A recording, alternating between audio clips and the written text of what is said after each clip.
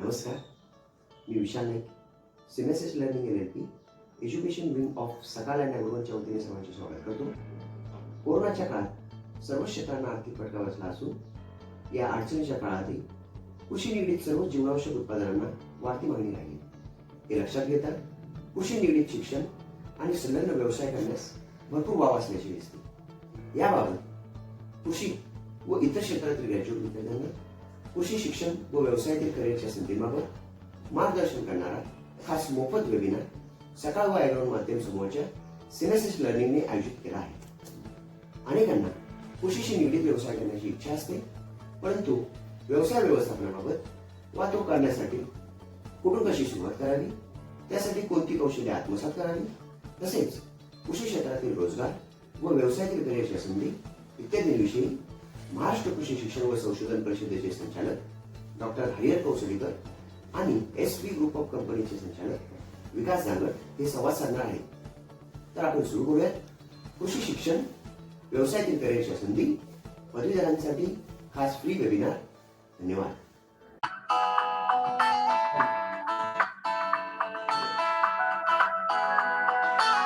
When learning begins upskilling, and Simasis Learning brings to you an opportunity to acquire, own, and polish skills from experts in areas like business, media, agriculture, industry, and many more.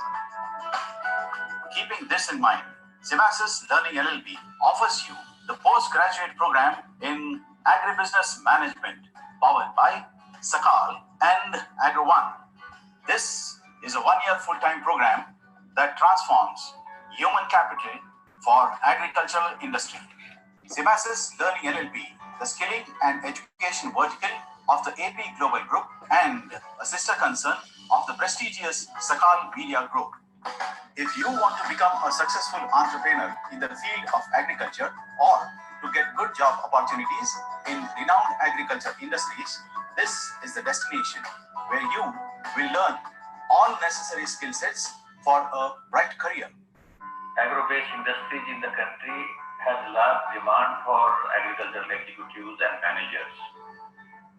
Sakal Media Group has designed a course with the experts from industry to match their demand.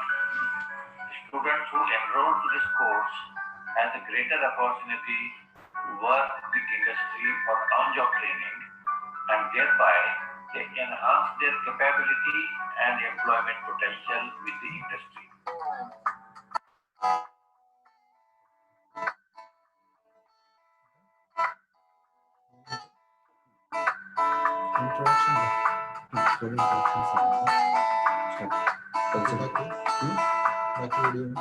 Agriculture sector is one of the largest employer of human capital in India, a field of immense opportunity for both professionals and entrepreneurs. With this in mind, our agri-business management course is drawn to foster entrepreneurship and professional skill so that students post its completion can create a positive impact in the society and contribute towards nation building.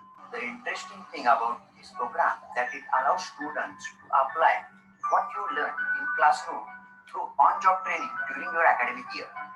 Also, networking is the most important outcome of this program, and I encourage everybody to take advantage of this opportunity. The postgraduate program in agribusiness management is divided into three distinct parts: orientation, understanding and knowledge, application. Also, building competencies and nurturing leadership skills among the students.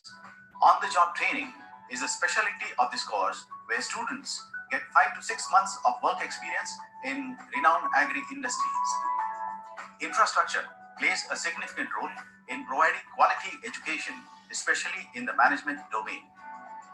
We boast of world-class infrastructure, well-equipped classrooms, library, computer lab, students' accommodation facilities in extreme proximity to the campus. Agri-business management, a special course where you can brighten your future through good placement opportunities. Register now. To apply for this program,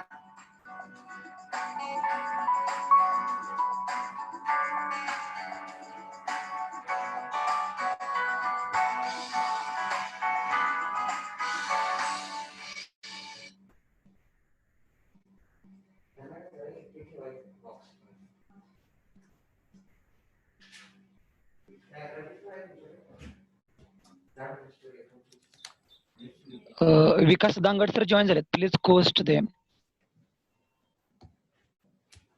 Yes, sir. Yes, sir.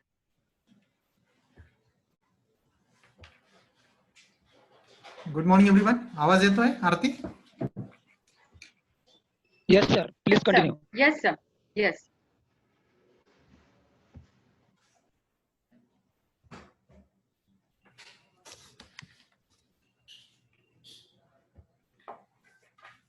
Good morning everyone. आज या ठिकाणी education and career opportunity in agri business या वेबिनारला आयोजित सकाळ माध्यम समूहाच्या कार्यशाळेला उपस्थित सर्व उपस्थितांचं मी Amol Birari, agriculture head and assistant general manager, Sakal माध्यम समूहाच्या SILC ॲग्रोवन, आणि आपण सर्वांच्या माध्यमाने जे आयोजित आपण ही कार्यशाळा आयोजित केलेली आहे, आपल्या सर्वांच्या या उपस्थितीत सर्वांचं स्वागत करतो. आज या कार्यशाळेला मार्गदर्शक वक्ते म्हणून आपले 2 दिग्गज तज्ञ आपल्याला लाभलेले आहेत. त्यामध्ये Maharashtra council of agriculture education research, आपल्याला MCR जी संस्था आहे त्या संस्थेचे education and research director doctor Harihar Kausadikar sir, आणि त्याचबरोबर SV ग्रुप ऑफ कंपनीजचे group director mister Vikas Dangat sir आपल्याला या कार्यशाळेला मार्गदर्शन करणार आहेत. कार्यशाळेचा जो काही विषय आहे education and career opportunity in agri business, आपल्याला सर्वांना या ठिकाणी उत्सुकता असेल की आपण ज्या ॲग्रिकल्चर सेक्टरमध्ये ऑपॉर्च्युनिटी बघतो आहोत तो ॲग्रिकल्चर सेक्टर खूप वास्ट आहे, आणि ॲग्रिकल्चर सेक्टरमध्ये शेतकऱ्यांबरोबरच जे कोणी या कृषी शिक्षण यामध्ये घेत आहेत त्यांना सुद्धा मोठ्या प्रमाणामध्ये ऑपॉर्च्युनिटी आहेत. आणि त्या ऑपॉर्च्युनिटी बघता आपण सकाळ माध्यम समूह यामध्ये गेले 15-16 वर्षांपासून कृषी क्षेत्रात नवनवीन काय संधी उपलब्ध करून देता येतील याविषयी सातत्याने ॲग्रोवनच्या माध्यमातून आपण यावर फोकस केलेला आहे. आपल्या सर्वांना माहिती आहे की 2005 मध्ये माध्यम क्षेत्रामध्ये पहिलं पाऊल सकाळ माध्यम समूहाने उचललं, आणि ॲग्रोवन सारखं कृषी दैनिक जे संपूर्ण आशियातील एकमेव कृषी दैनिक आहे, आणि त्याच्या माध्यमातून दररोज सुमारे 10 लाख शेतकऱ्यांपर्यंत ॲग्रोवनचं आपण जे काही माध्यम आहे ते पोहोचवलं. आणि त्यामुळे 2005 ते आज 2020 या संपूर्ण कालावधीमध्ये ॲग्रिकल्चरमध्ये जी मोठ्या प्रमाणामध्ये क्रांती करण्यात आलेली आहे त्याचं एक संपूर्ण नेटवर्क महाराष्ट्रामध्येच नाही तर महाराष्ट्राच्या बाहेरही क्रिएट झालेलं आहे, आणि शेतकऱ्यांबरोबर ॲग्रोवनचं एक वेगळं नातं या माध्यमातून जोडलं गेलं. सकाळ माध्यम समूहाच्या याचाच पुढचा उपक्रम होता तो म्हणजे SILC. SILC काय तर ही एक सकाळची एज्युकेशन विंग आहे ज्यामध्ये कृषी आणि कृषी शिवाय इतर वेगवेगळ्या विषयांवर प्रशिक्षण देणारी ही संस्था स्थापन करण्यात आलेली आहे, आणि या संस्थेअंतर्गत वेगवेगळ्या विषयांचं प्रशिक्षण, आणि प्रशिक्षण नाही तर प्रशिक्षणाबरोबरच नेमक्या आपल्याला ज्या विषयामध्ये शिक्षण घ्यायचे त्या शिक्षणातले कौशल्य आपल्याला आत्मसात करून देण्यात येत आहेत. आणि याचाच पुढचा टप्पा SILCच्या माध्यमातून आपण गेल्या 2 वर्षांपासून सातत्याने गव्हर्नमेंट ऑफ इंडिया आणि गव्हर्नमेंट ऑफ महाराष्ट्र यांच्याबरोबर कौशल्य विकास प्रशिक्षणामध्ये काम करत आहोत. आणि 2018 पासून ते 2020 आतापर्यंत आपण महाराष्ट्रातील सुमारे 3.5 लाख शेतकऱ्यांना प्रशिक्षित करून त्यातील 2.5 लाख शेतकऱ्यांना नॅशनल स्किल डेव्हलपमेंट कॉर्पोरेशन जे आहे NSDC यांच्या माध्यमातून आणि agriculture skill council of India यांच्या माध्यमातून गटशेतीवर आधारित गटशेती प्रवर्तक हा कौशल्य विकास कार्यक्रम संपूर्ण महाराष्ट्रातील शेतकऱ्यांसाठी राबवण्यात आला, आणि त्यातून गटशेतीला प्राधान्याने फोकस करण्यात आलं होतं. गटशेती कशी करावी, गटशेतीमध्ये काय स्कोप आहे, त्यामध्ये आपल्याला काय कौशल्य आत्मसात करावे लागणार आहे, आणि गटशेती बरोबरच पुढचं जे पाऊल आहे त्यामध्ये शेतकरी उत्पादक कंपन्या, आपल्याला माहिती आहे महाराष्ट्रामध्ये शेतकरी उत्पादक कंपन्या स्थापण्यासाठी मोठ्या प्रमाणात पोटेन्शियल आहे, आणि शेतकरी उत्पादक कंपन्या सुद्धा या माध्यमातून मोठ्या प्रमाणामध्ये अवेअरनेस करून आपल्याला 2000हून अधिक शेतकरी उत्पादक कंपनी स्थापनेसाठीचे प्रस्ताव सुद्धा प्राप्त झालेले आहेत. तर अशा पद्धतीचं हे ॲग्रिकल्चरमध्ये खूप मोठं काम सकाळ माध्यम समूह, ॲग्रोवन आणि SILC यांच्याद्वारे सुरू आहे.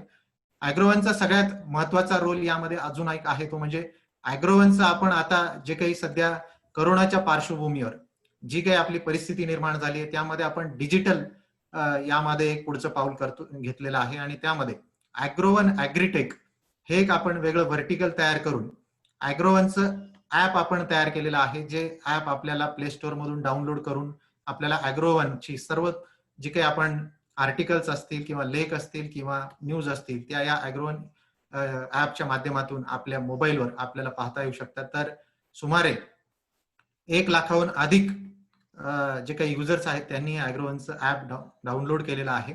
आणि त्याचबरोबर ई-ग्राम म्हणून एक ऍप्लिकेशन आपलं आहे, ज्या माध्यमातून राज्यातील ग्रामपंचायतींना डिजिटल करण्याचं काम या ई-ग्रामच्या माध्यमातून होत आहे. आणि अतिशय महत्वाचं हे काम आहे, ज्यामुळे डिजिटल ग्रामपंचायती होऊन आपल्याला संपूर्ण ग्रामस्थांना आणि ग्रामपंचायतीला जे व्यवहार होतात एकमेकांमध्ये ते व्यवहार पारदर्शकपणे करता येणं शक्य झालेलं आहे.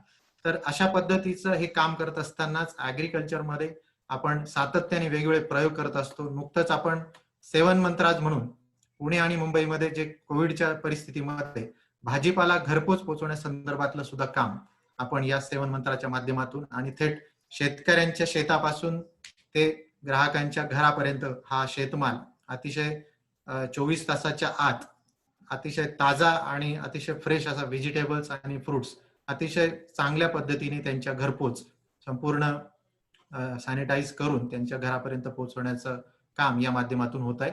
तर ऍग्रिकल्चरमध्ये आपण जे काही पोटेन्शियल बघतोय, गेले अनेक वर्ष सातत्याने यावर काम करत असताना वेगवेगळ्या पद्धतीच्या इंडस्ट्रीज, म्हणजे ज्यामध्ये फर्टिलायझर असेल, पेस्टिसाइड्स असेल, या सर्व इंडस्ट्रीज आणि या इंडस्ट्रीचे एक्सपर्ट्स, त्याचबरोबर सर्व विद्यापीठं आपली जी काही 4 युनिव्हर्सिटी ऍग्रिकल्चर युनिव्हर्सिटीज महाराष्ट्रात आहेत त्या युनिव्हर्सिटीचे एक्सपर्ट या सर्वांचं एक नेटवर्क या सकाळ माध्यम समूहाशी जोडलेला आहे.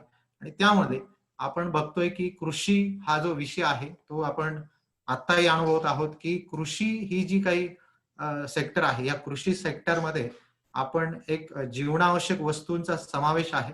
आणि त्यामुळे जग बंद पडायला आलं, परंतु कृषी क्षेत्रामध्ये मात्र पोटेन्शियल क्रिएट झालेलंच आहे आणि ते अजून जास्त प्रमाणामध्ये आपल्याला दिसून आलं. त्यामध्ये कृषी क्षेत्राच्या माध्यमातून आपण भाजीपाला, फळं किंवा इतर प्रकारची कडधान्य किंवा इतरही जे काही आपल्याला रोजच्या खाण्यामध्ये जे काही लागतं ते जीवनावश्यक वस्तूंचा भाग असल्यामुळे कृषी क्षेत्रामध्ये त्यामध्ये मोठ्या प्रमाणामध्ये अपॉर्च्युनिटी क्रिएट झाल्यात. आणि करोनाच्या ह्या काळात सुद्धा कृषी क्षेत्रामध्ये अनेक लोकांनी वेगवेगळ्या पद्धतीने आपल्याला बिझनेस करताना ते बघायला मिळाले. तर हे जे काही क्षेत्र आहे यामध्ये मोठ्या प्रमाणामध्ये अपॉर्च्युनिटी आहेतच. त्या अपॉर्च्युनिटी लक्षात घेता आपल्याला कोणत्या पद्धतीचं शिक्षण घेणं गरजेचं आहे आणि शिक्षणाबरोबरच आपण कोणत्या पद्धतीचे स्किल्स आत्मसात केले पाहिजेत, कोणत्या प्रकारचं कौशल्य आपल्याला आत्मसात झालं पाहिजे, जेणेकरून आपल्याला स्वतःला उद्योजक व्हायचं असेल किंवा आपल्याला एखाद्या इंडस्ट्री बरोबर काम करायचं असेल तर त्या इंडस्ट्रीमध्ये आपल्याला लागणारे कौशल्यावर आधारित जे काही शिक्षण आहे आपण जर घेऊन गेलो आणि त्यातला अनुभव आपल्याला जर असेल तर निश्चितच आपलं एक वेगळं करिअर ऍग्री या क्षेत्रामध्ये आपण कृषी क्षेत्रामध्ये घडवू शकतो. आज अनेक जे काही पार्टिसिपेंट्स या कार्यशाळेला जॉईन केलेले आहेत त्यामध्ये अनेक विद्यार्थ्यांना आपण सुरुवातीला अप्रोच जो केलेला आहे तो मध्ये विद्यार्थ्यांसाठी खास हा वेबिनार आयोजित करण्याचं कारण असं की कृषी क्षेत्रात फक्त आपण पदवी घेऊन किंवा बीएससी ऍग्री झालो, एमएससी ऍग्री झालो असं होऊन चालणार नाही. तर त्यामध्ये आपल्याला इंडस्ट्रीची सुद्धा डिमांड लक्षात घेऊन इंडस्ट्रीना कोणत्या प्रकारचं मनुष्यबळ लागतं त्या पद्धतीचं मनुष्यबळ तयार करण्याचं काम आपल्या या SILCच्या माध्यमातून आपण करत आहोत. आणि या इंडस्ट्रीजना सुद्धा अशा प्रकारचं कुशल मनुष्यबळाची सातत्याने गरज असते. आणि अशा प्रकारचे कॅन्डिडेट्स जर खऱ्या अर्थाने शिक्षण घेऊन त्यांचं त्याबद्दलचं मार्गदर्शन आपण जर घेतलं की आपल्याला नेमके कोणते कौशल्य यामध्ये आत्मसात केले पाहिजेत, तर ही जी काही गॅप आहे की आपण शिक्षण तर घेतलेलं असतं परंतु इंडस्ट्रीला आपल्याला जेव्हा काम करायची आपल्याला गरज पडते तर त्यामध्ये आपण कुठेतरी कमी पडतो. आणि हा जो काही गॅप आहे, एकीकडे आपण शिक्षण मध्ये अपॉर्च्युनिटी आहेत, एकीकडे आपण इंडस्ट्रीमध्ये सुद्धा अपॉर्च्युनिटी आहेत. इंडस्ट्रीत काम करून अनुभव घेऊन आपण उद्योजक सुद्धा होऊ शकतो. तर एंटरप्रिनर्स होण्यासाठीचं सुद्धा स्किल्स आपल्याला माहित असणं गरजेचं आहे. आणि त्यामुळेच हा सर्वांगीण आपण या सर्व गोष्टींचा विचार केला तर education and career opportunities in agri business हा सगळ्यात महत्वाचा विषय घेऊन आपण आज आलेलो आहोत. आणि आपल्याला जे मार्गदर्शक वक्ते म्हणून लाभलेले आहेत त्या मार्गदर्शक वक्त्यांचा डॉक्टर हरिहर कौसडीकर सर जे आहेत ते MCR चे डायरेक्टर, ज्यांचा कृषी शिक्षणामध्ये खूप मोठा अनुभव आहे. आणि त्याचबरोबर इंडस्ट्रियलिस्ट आपण ज्याला म्हणतो की इंडस्ट्रीचे वक्ते मिस्टर विकास दांगट सर या ठिकाणी SV ग्रुपचे ग्रुप डायरेक्टर आहेत, तर त्यांचाही अनुभव या क्षेत्रातला मोठा आहे. दोन्ही दिग्गज वक्ते आपल्याला या ठिकाणी लाभलेले आहेत. सुरुवातीला मी आपल्या ह्या कार्यशाळेला जे कोणी प्रशिक्षणार्थी किंवा जे विद्यार्थी सोडून इतर कोणी वर्किंग प्रोफेशनल असतील सर्वांचं सकाळ माध्यम समूह, अॅग्रोवन आणि SILC यांच्यातर्फे स्वागत करतो. त्याचबरोबर आज कार्यशाळेला मार्गदर्शक वक्ते म्हणून डॉक्टर हरिहर कौसडीकर आणि विकास दांगट सर यांचं सुद्धा सकाळ माध्यम समूहाच्या वतीने मी स्वागत करतो. थोडक्यात आजच्या वक्त्यांचा आपण परिचय करून घेऊ. डॉक्टर हरिहर कौसडीकर सर महाराष्ट्र कृषी व शिक्षण परिषद पुणे, आपल्याला जी माहिती MCR येथे शिक्षण व संशोधन संचालक म्हणून गेल्या 3 वर्षांपासून कार्यरत आहेत. डॉक्टर कौसडीकर सरांनी कृषी रसायनशास्त्र व मृदा विज्ञान विषयामध्ये आचार्य पदवी घेतलेली आहे आणि आचार्य पदवीसाठी केलेलं संशोधनाचं सादरीकरण आंतरराष्ट्रीय स्तरावर सुद्धा झालेलं आहे. विशेषतः आपल्याला माहिती आहे सॉइल जी आपली म्हणजे आपण ज्याला माती म्हणतो, ही माती जर आपली सुपीक असेल तर मातीची सुपीकता, जमिनीची सुपीकता आणि त्या संदर्भात नेमकं आपल्याला माती सुपीक करण्यासाठी काय केलं पाहिजे याविषयीचा अवेअरनेस शेतकऱ्यांमध्ये मोठ्या प्रमाणात करण्याचं काम डॉक्टर कौसडीकर सरांच्या माध्यमातून होत आहे. सरांना आतापर्यंत अनेक राष्ट्रीय पुरस्कार आणि विद्यापीठ स्तरावर सुद्धा अनेक पुरस्कारांनी सन्मानित करण्यात आलेला आहे. व्यावसायिक काळामध्ये सर महिको जालना येथे तसेच परभणी आपल्याला युनिव्हर्सिटी माहिती आहे, वसंतराव नाईक मराठवाडा कृषी विद्यापीठ येथे सुद्धा सर कार्यरत होते आणि आता MCR मध्ये संचालक म्हणून कार्यरत आहेत. अनेक पुस्तकं सरांनी लिहिलेली आहेत. त्या पुस्तकांच्या माध्यमातून आपल्याला शेतकऱ्यांना अनेक मार्गदर्शनपर कार्यशाळांमध्ये सर सातत्याने मार्गदर्शन करत असतात. अॅग्रोवन मध्ये सुद्धा सातत्याने त्यांचे लेख प्रकाशित होत असतात. आपल्याला पीक पोषण व जमिनीचं आरोग्य या विषयातील महत्व लक्षात आणून देण्यासाठी आपण अॅग्रोवनच्या माध्यमातून एक पुस्तिका सुद्धा सरांची प्रकाशित केलेली आहे. जमिनीची सुपीकता आणि आपण म्हणतो की सूक्ष्म अन्नद्रव्य ही जी की पिकांसाठी महत्वाचा विषय आहे त्या संदर्भातील मार्गदर्शन करणारं काम सरांच्या या कार्यकाळामध्ये सर करत आहेत. अतिशय मोठ्या प्रमाणामध्ये संपूर्ण राज्यभरात सातत्याने सरांचे कार्यक्रम, मार्गदर्शनपर कार्यक्रम सुरू असतात. तर डॉक्टर हरिहर कौसडीकर सरांचं मी या ठिकाणी पुन्हा एकदा स्वागत करतो. त्याचबरोबर आपल्याला या ठिकाणी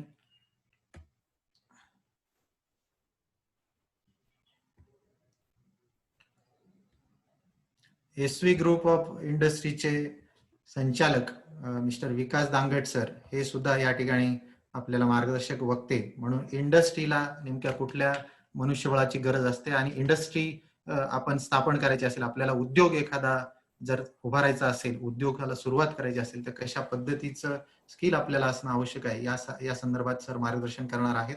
सरांचा थोडक्यात मी परिचय करून देतो. सरांचा मेकॅनिकल इंजिनिअरिंग मध्ये डिप्लोमा सरांनी कंप्लीट केलेला आहे विथ डिस्टिंक्शन. त्याचबरोबर मटेरियल सायन्स मध्ये डिप्लोमा कंप्लीट केलेला आहे आणि बिझनेस मॅनेजमेंट मध्ये सुद्धा टाटा मॅनेजमेंट ट्रेनिंग सेंटर येथून त्यांनी आपलं शिक्षण कंप्लीट केलेलं आहे. SV ग्रुप ऑफ कंपनीज हा तसा खूप इंडस्ट्रीचा मिळून एक समूह आहे आणि त्या समूहाचे सर डायरेक्टर आहेत. आपल्याला ॲग्रीशी रिलेटेड आपण त्यामध्ये एक इंडस्ट्री जी वैश्विक फूड्स प्रायव्हेट लिमिटेड आणि agri pure natural foods private limited ह्या इंडस्ट्रीजमध्ये विशेषतः वेगवेगळ्या पद्धतीचं रेडी टू ईट आपण ज्याला म्हणतो त्या पद्धतीचं फूड किंवा kind and pickle vegetables, frozen fruits and vegetable या संदर्भातलं मॅन्युफॅक्चरिंग होतं. आपल्याला सर्वांना ईट वेल म्हणून ब्रँड माहिती असेल, तो ब्रँड सरांच्या कंपनीचाच एक भाग आहे आणि natural life speciality private limited म्हणजे अशा अनेक संस्थांची मिळून SV ग्रुप ऑफ कंपनीज चे सर संचालक आहेत. सरांच्या अनेक देशांना सरांनी या कार्यक्रमामुळे व्हिजिट केलेले आहेत. आपण थोडक्यात मी आपल्याला सांगेल की 102 व्हेरियस कंट्रीजला त्यांनी व्हिजिट करून 9000हून अधिक वेगवेगळ्या शहरांमध्ये जगातील त्यांनी भेटी दिलेल्या आहेत. त्यामुळे हा सर्व अनुभव लक्षात घेता आपल्याला माहिती आहे आपण एका कुठल्याही देशाला व्हिजिट करू शकत नाही. आपण एका देशात गेलो तर आपल्याला तिथला वेगळा अनुभव मिळतो, परंतु सरांचा अनुभव मोर दॅन 102 व्हेरियस कंट्रीज मध्ये त्यांनी व्हिजिट्स केलेल्या आहेत आणि या सर्व देशांना व्हिजिट करत असताना तेथील कृषी क्षेत्रामध्ये असेल किंवा कृषी शिवाय इतरही क्षेत्रामध्ये काय वेगळा अनुभव तिथला माहितीचा अभ्यास करून आज त्यांनी हा SV ग्रुप ऑफ इंडस्ट्रीज चा एक आपण म्हणतो जो व्यापक स्वरूपात इंडस्ट्रीज मोठ्या प्रमाणात काम करत आहे. त्यामध्ये आपल्याला वेगळ्या पद्धतीचे व्हेरियस स्पेशल पर्पज, मी जसं सांगितलं, फूड प्रोसेसिंग मशिनरीज आणि त्यामध्ये सुद्धा काम करतात. बऱ्याचशा वेगवेगळ्या इंडस्ट्रीज बरोबर सरांचा टायप आहे, जसं कॅडबरी, नेसले आपल्याला माहिती आहे. ह्या उद्योग समूहाशी त्यांचं टायप आहे. आणि यामध्ये आपल्याला हे सगळं काम करत असतानाच आपण म्हटलं की जसं ॲग्रोवन सातत्याने अशा प्रकारचे उद्योजक किंवा शेतकरी असतील किंवा शास्त्रज्ञ यांचं नेटवर्क आपल्यासोबत जोडत असतो. तर ह्याच माध्यमातून सरांना सुद्धा आपण स्मार्ट उद्योजक म्हणून ॲग्रोवनचा अवॉर्ड सकाळ माध्यम समूहाच्या ॲग्रोवनच्या माध्यमातून दिलेला आहे. त्याचबरोबर अनेक प्रेस्टिजियस अवॉर्ड्स गव्हर्नमेंट ऑफ महाराष्ट्राच्या माध्यमातून सरांना मिळालेले आहेत. जवळपास 25,000हून अधिक शेतकऱ्यांशी त्यांचा हा जो काही ग्रुप आहे तो जोडला गेलेला आहे. दूरदर्शनवर अनेक कार्यक्रम त्यांचे झालेले आहेत. आणि सर्वात महत्वाचं मला या ठिकाणी सांगायला आवडेल की हे सगळं करत असताना SV ग्रुप ऑफ इंडस्ट्रीजचे जे काही फूड प्रोसेसिंगच्या काही इंडस्ट्रीज आहेत त्यामध्ये आपल्या ज्या काही मॅनपॉवरची रिक्वायरमेंट असते, जे कुशल मनुष्यबळ घडवायची जी आपल्याला गरज आहे, ते सर्व ऑन द जॉब ट्रेनिंगच्या माध्यमातून SV ग्रुप ऑफ कंपनीज आपल्याशी असोसिएट आहेत. त्यामुळे आपल्याकडील अनेक स्टुडंट्स दांगट सरांकडे जाऊन प्रत्यक्ष कामाचा अनुभव तेथून घेऊन त्यांना खूप मोठ्या प्रमाणामध्ये एक ग्राउंड वर्कचा अनुभव मिळतोय आणि अतिशय चांगल्या पद्धतीने एक स्किल्ड मॅनपॉवर त्यातून तयार होत आहे. तर अतिशय अनुभवी असं व्यक्तिमत्व दांगट सरांचं आहे. मला वाटतं अजून बऱ्याच गोष्टी आहेत ज्या या ठिकाणी मला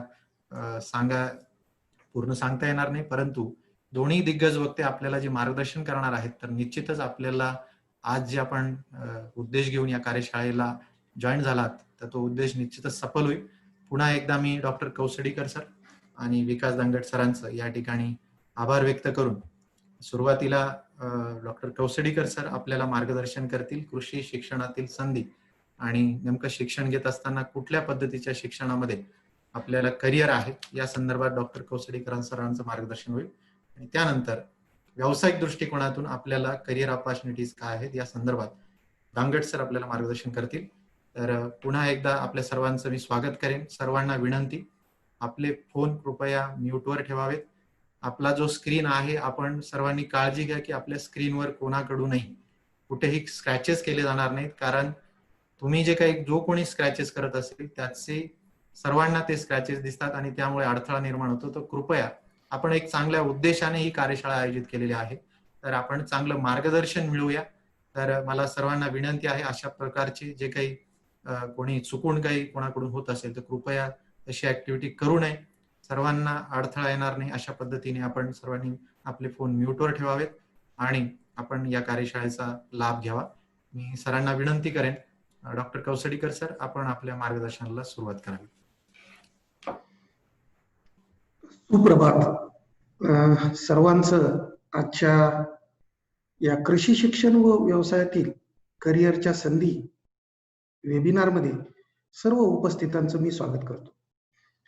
सकाळ माध्यम समूह यांच्या मार्फत आजचा हा वेबिनार आयोजित करण्यात आलेला आहे. हा वेबिनार आयोजित करण्याच्या पाठीमागे श्री अमोल बिदारी सर आणि या वेबिनारसाठी स्वतः मार्गदर्शन करण्यासाठी उपस्थित असलेले श्री विकास दांगट सर, संचालक SV ग्रुप ऑफ कंपनीज, यासोबतच कृषी शिक्षणाच्या बाबत तसेच कृषी व्यवसायाच्या बाबत ज्या काही संधी आहेत या संधीची माहिती घेण्यासाठी उपस्थित असणारे सर्व सहभागी पार्टिसिपंट्स, मी या सर्वांचं स्वागत करतो. विशेषतः या वेबिनारसाठी जे काही विद्यार्थी आहेत हे निश्चितच सर्व कृषीचे नाहीत, परंतु इतर विषयाचे देखील आहेत. म्हणजे आज आपण पाहत आहोत की कोरोनाच्या माध्यमातून हा वेबिनार ऑनलाईन पद्धतीने चालू आहे. कोरोनाने आपल्याला काय शिकवलं तर कृषीचं महत्व हे पूर्ण समाजाच्या मनावर बिंबवलं आहे. आज लक्षात आलेलं आहे की सगळ्यात मोठी जी इंडस्ट्री आहे ती म्हणजे कृषी आहे. आज या कृषीच्या बाबतीत केवळ शेतकरी किंवा शेतकऱ्याची मुलं किंवा शेतकऱ्याचे नातेवाईक इथपर्यंतच मर्यादित न राहता शहरी भागात देखील या शेतीबद्दल आकर्षण निर्माण झालेलं आहे. इतर व्यवसाय जे सध्या चालू होते आणि इथून पुढे चालू राहणार आहे त्या संदर्भात देखील जी वस्तुस्थिती सर्वांच्या समोर आलेली आहे त्या वस्तुस्थितीमधून असं लक्षात आलेलं आहे की ज्याप्रमाणे सुरुवातीला कृषी सर्वोत्तम असं म्हणायचे, नंतर व्यापार आणि नंतर नोकरी, तीच वेळ आज 2020 मध्ये करोनाच्या माध्यमातून सर्व समाज घटकांपुढे आलेली आहे. मग आता कृषी जर आहे तर कृषीबद्दल निश्चितच शहरी भागातील विद्यार्थी, पालक किंवा समाजातील सर्व घटक यांना माहिती होणं भाग आहे. बरेच जण या ठिकाणी आज उपस्थित आहेत. तर या सगळ्यांना माहितीसाठी कृषी शिक्षण जे आहे हे कृषी शिक्षणाची सुरुवात सन 1900 मध्ये झालेली आहे. सन 1900 मध्ये म्हणजेच 1904 आणि 1905 ला पूर्ण आपल्या भारत देशामध्ये 5 कृषी महाविद्यालयांची स्थापना करून कृषी शिक्षणाची सुरुवात झाली.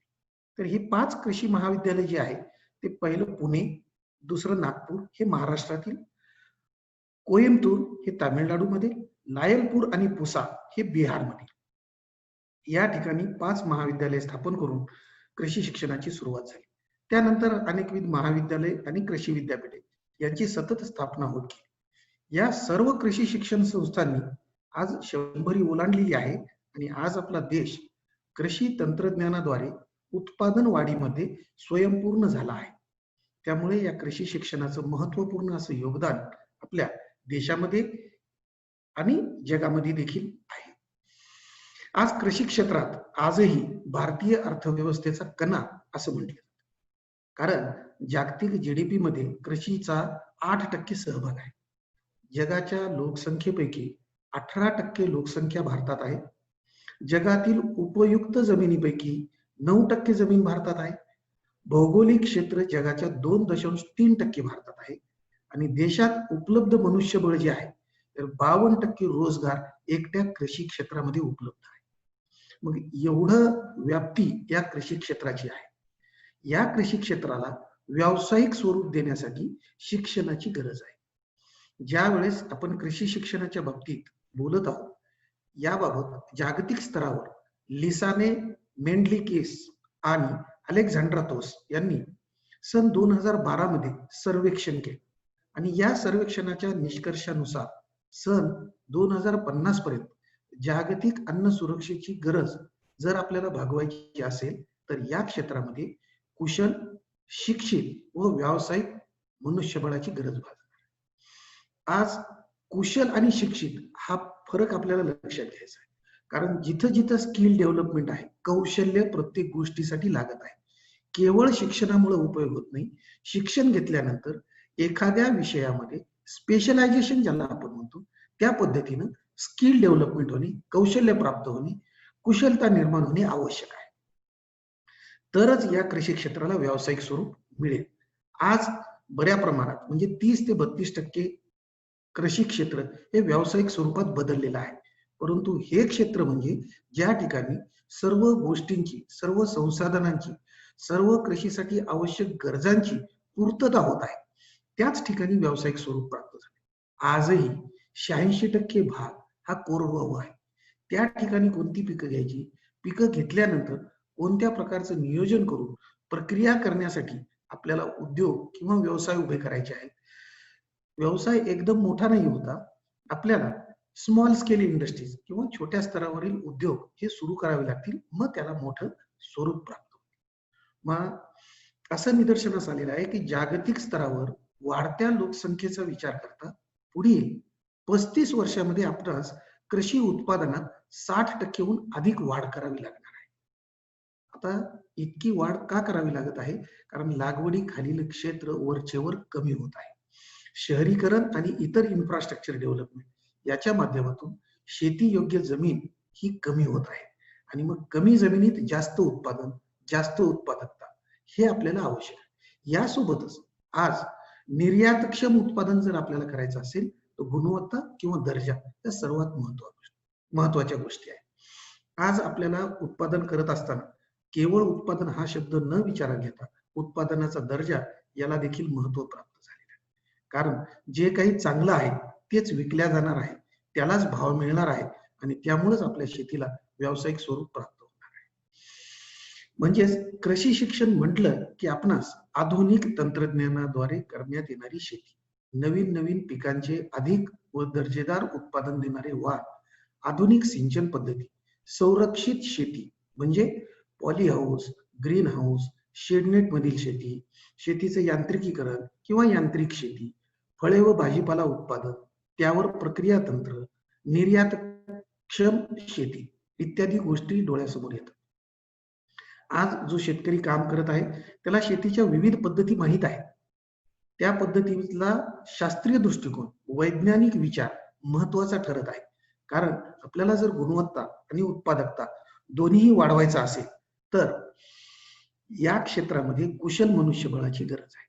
शास्त्रज्ञ, प्राध्यापक, क्षेत्रीय कृषी अधिकारी किंवा शेती विस्तारक, शेती संबंधित असणारे कर्मचारी यांची गरज लागणारच आहे. यांचा सहभाग आणि योगदान खूप महत्वाचं ठरणार आहे. शेतकरी तसेच आज बदलत्या परिस्थितीत हवामान बदल सगळेजण ऐकत आहोत. या हवामान बदलामुळे शेतीवर, मातीवर अनेक अनिष्ट परिणाम होत आहेत. त्या परिणामांचा विचार करता उत्पादकता आणि गुणवत्ता आपल्याला मिळवायची आहे. बदलत्या परिस्थितीत शास्त्राची कास धरणे महत्वाचं आहे, तरच तो शेतकरी प्रगतिशील होईल. आणि प्रगतिशील शेतकरी हाच कृषी व्यवसायाचा कणा आहे. या सर्व कृषी संबंधित घटकांच्या सहभागातूनच आपला देश कृषी व्यवसायामध्ये सक्षम, स्वयंपूर्ण आणि समृद्ध होणार आहे. महाराष्ट्र कृषी क्षेत्रात अग्रेसर आहे. पूर्ण देशामध्ये जर आपण विचार केला तर महाराष्ट्र हे प्रगतिशील राज्य आहे. सर्वच बाबतीत महाराष्ट्राला वेगवेगळ्या प्रकारचे हवामान पद्धती, वेगवेगळ्या प्रकारची पिके, वेगवेगळ्या प्रकारची जमीन, वेगवेगळ्या पद्धतीने शेती करणारे शेतकरी हे सगळे उपलब्धता आहे. आपल्या राज्यामध्येच नाही तर देशामध्ये देखील डायव्हर्सिटी इतकी आहे, विविधता इतकी आहे की त्या माध्यमातून अनेक विविध वेगवेगळ्या प्रकारची पिके आपण घेऊ शकतो आणि उत्पादन घेऊ शकतो. आपल्या देशाने 1960 नंतर हरित क्रांती, धवल क्रांती, पीत क्रांती घडवली आणि याच्या माध्यमातून अन्नधान्याच्या बाबतीत, दुधाच्या बाबतीत, तेलबिया आणि कडधान्य पिकांच्या बाबतीत, भाजीपाला आणि फळे यांच्या बाबतीत आपण स्वयंपूर्ण झालेलो आहोत. परंतु आजही प्रोसेसिंग या घटकाचा जर आपण विचार केला तर आपल्याकडच्या 2% उत्पादनापेक्षा जास्त उत्पादनाची प्रोसेसिंग आजही होत नाही. कृषी क्षेत्राचा विचार जर केला तर कृषी शिक्षण घेतलेले विद्यार्थी याही पेक्षा जास्त, म्हणजे कृषी शिक्षण घेतलेले फक्त 10% विद्यार्थी या संबंधित क्षेत्रामध्ये काम करत आहेत. परंतु 90% जो सहभाग आहे कृषी क्षेत्राच्या बाबतीत तो कृषी शिक्षण न घेतलेले लोक, विद्यार्थी किंवा शास्त्रज्ञ यामध्ये काम करत आहेत. कृषी म्हणजे केवळ एक मर्यादित स्वरूप नसून खूप मोठी व्याप्ती कृषी क्षेत्राची आहे. म्हणून आपण त्याला म्हणतो की संलग्न विषय आहे. आज संलग्न विषयाच्या बाबतीत जर तुम्ही विचार केला तर तुम्हाला लक्षात येईल की horticulture, agriculture, forestry, community science, agriculture engineering, agriculture biotechnology, food technology, fishery science, agriculture business management, animal husbandry अशा प्रकारचे अनेक विषय, म्हणजे आज 10 विद्याशाखांमध्ये कृषीचं शिक्षण दिल्या जातं.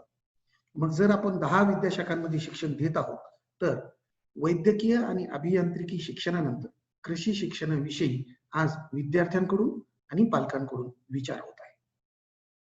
केवळ शेतकऱ्यांची मुलंच शिक्षण घेत नाही तर इतर मुलं देखील कृषी क्षेत्राचं शिक्षण घ्यायला सरसावले आहे. कारण मागच्या 3 वर्षापासून आपण सीईटीच्या माध्यमातून कृषी शिक्षणाला प्रवेश देत आहोत. सीईटी ही पूर्ण राज्यभर घेतल्या जाते आणि राज्यभर सीईटी जी आपण घेतो त्या सीईटीच्या माध्यमातून विद्यार्थ्यांना प्रवेश आपल्या 10ही विद्याशाखांमध्ये दिला जातो. औद्योगिक विकासानंतर जगामध्ये तसेच आपल्या देशातही व राज्यात कृषी विकासाला खूप संधी उपलब्ध झालेल्या आहेत आणि या सर्व संधी आज कोरोनाच्या माध्यमातून देखील कशाला मागणी आहे, कशाचा पुरवठा झाला पाहिजे, कोणत्या क्षेत्रात काम करण्याच्या संधी आहेत ही गोष्ट सर्वांसमोर आली आहे. अभियांत्रिकी क्षेत्रामध्ये उपलब्ध मनुष्यबळ आणि औद्योगिक क्षेत्रातील कुशल मनुष्यबळाची गरज यामध्ये सध्या अंतर वाढत आहे, संधी खूप कमी झालेल्या आहेत. मग त्यामुळे सर्व शेतकऱ्यांचा, शेतकऱ्यांच्या मुलांचा, तसेच समाज घटकातील सर्व प्रकारच्या पालकांचा या कृषी क्षेत्राकडे आकर्षण वाढलेलं आहे. मग जर कृषी शिक्षण घ्यायचं असेल तर कृषी शिक्षणाच्या काय संधी आहेत? तर कृषी शिक्षणासाठी आपल्याला पदविका, 2 वर्षाची पदविका, 3 वर्षाची पदविका, त्यानंतर पदवी 4 वर्षाचा अभ्यासक्रम आहे, पदव्युत्तर शिक्षण 2 वर्षाचा अभ्यासक्रम आहे, PhD किंवा आचार्य पदवी हे 3 वर्षाचा अभ्यासक्रम. आपण पदविका कृषी तंत्र निकेतन या माध्यमातून कृषी विद्यालयामध्ये 2 वर्ष अभ्यासक्रमाची आणि 3 वर्ष अभ्यासक्रमाची अशा प्रकारची पदविका देत आहोत. यामध्ये विविध कौशल्य विकासाला संधी आहे. तसेच पदवीच्या बाबतीत आज जर आपण विचार केला तर एकूण 15,000 विद्यार्थी आपण दरवर्षी या कृषी शिक्षणात प्रवेश देत आहोत. यामध्ये विशेषतः BSc कृषीसाठी 10,000 विद्यार्थ्यांचा प्रवेश होतो, ज्यासाठी 94 कृषी महाविद्यालय कार्यरत आहेत.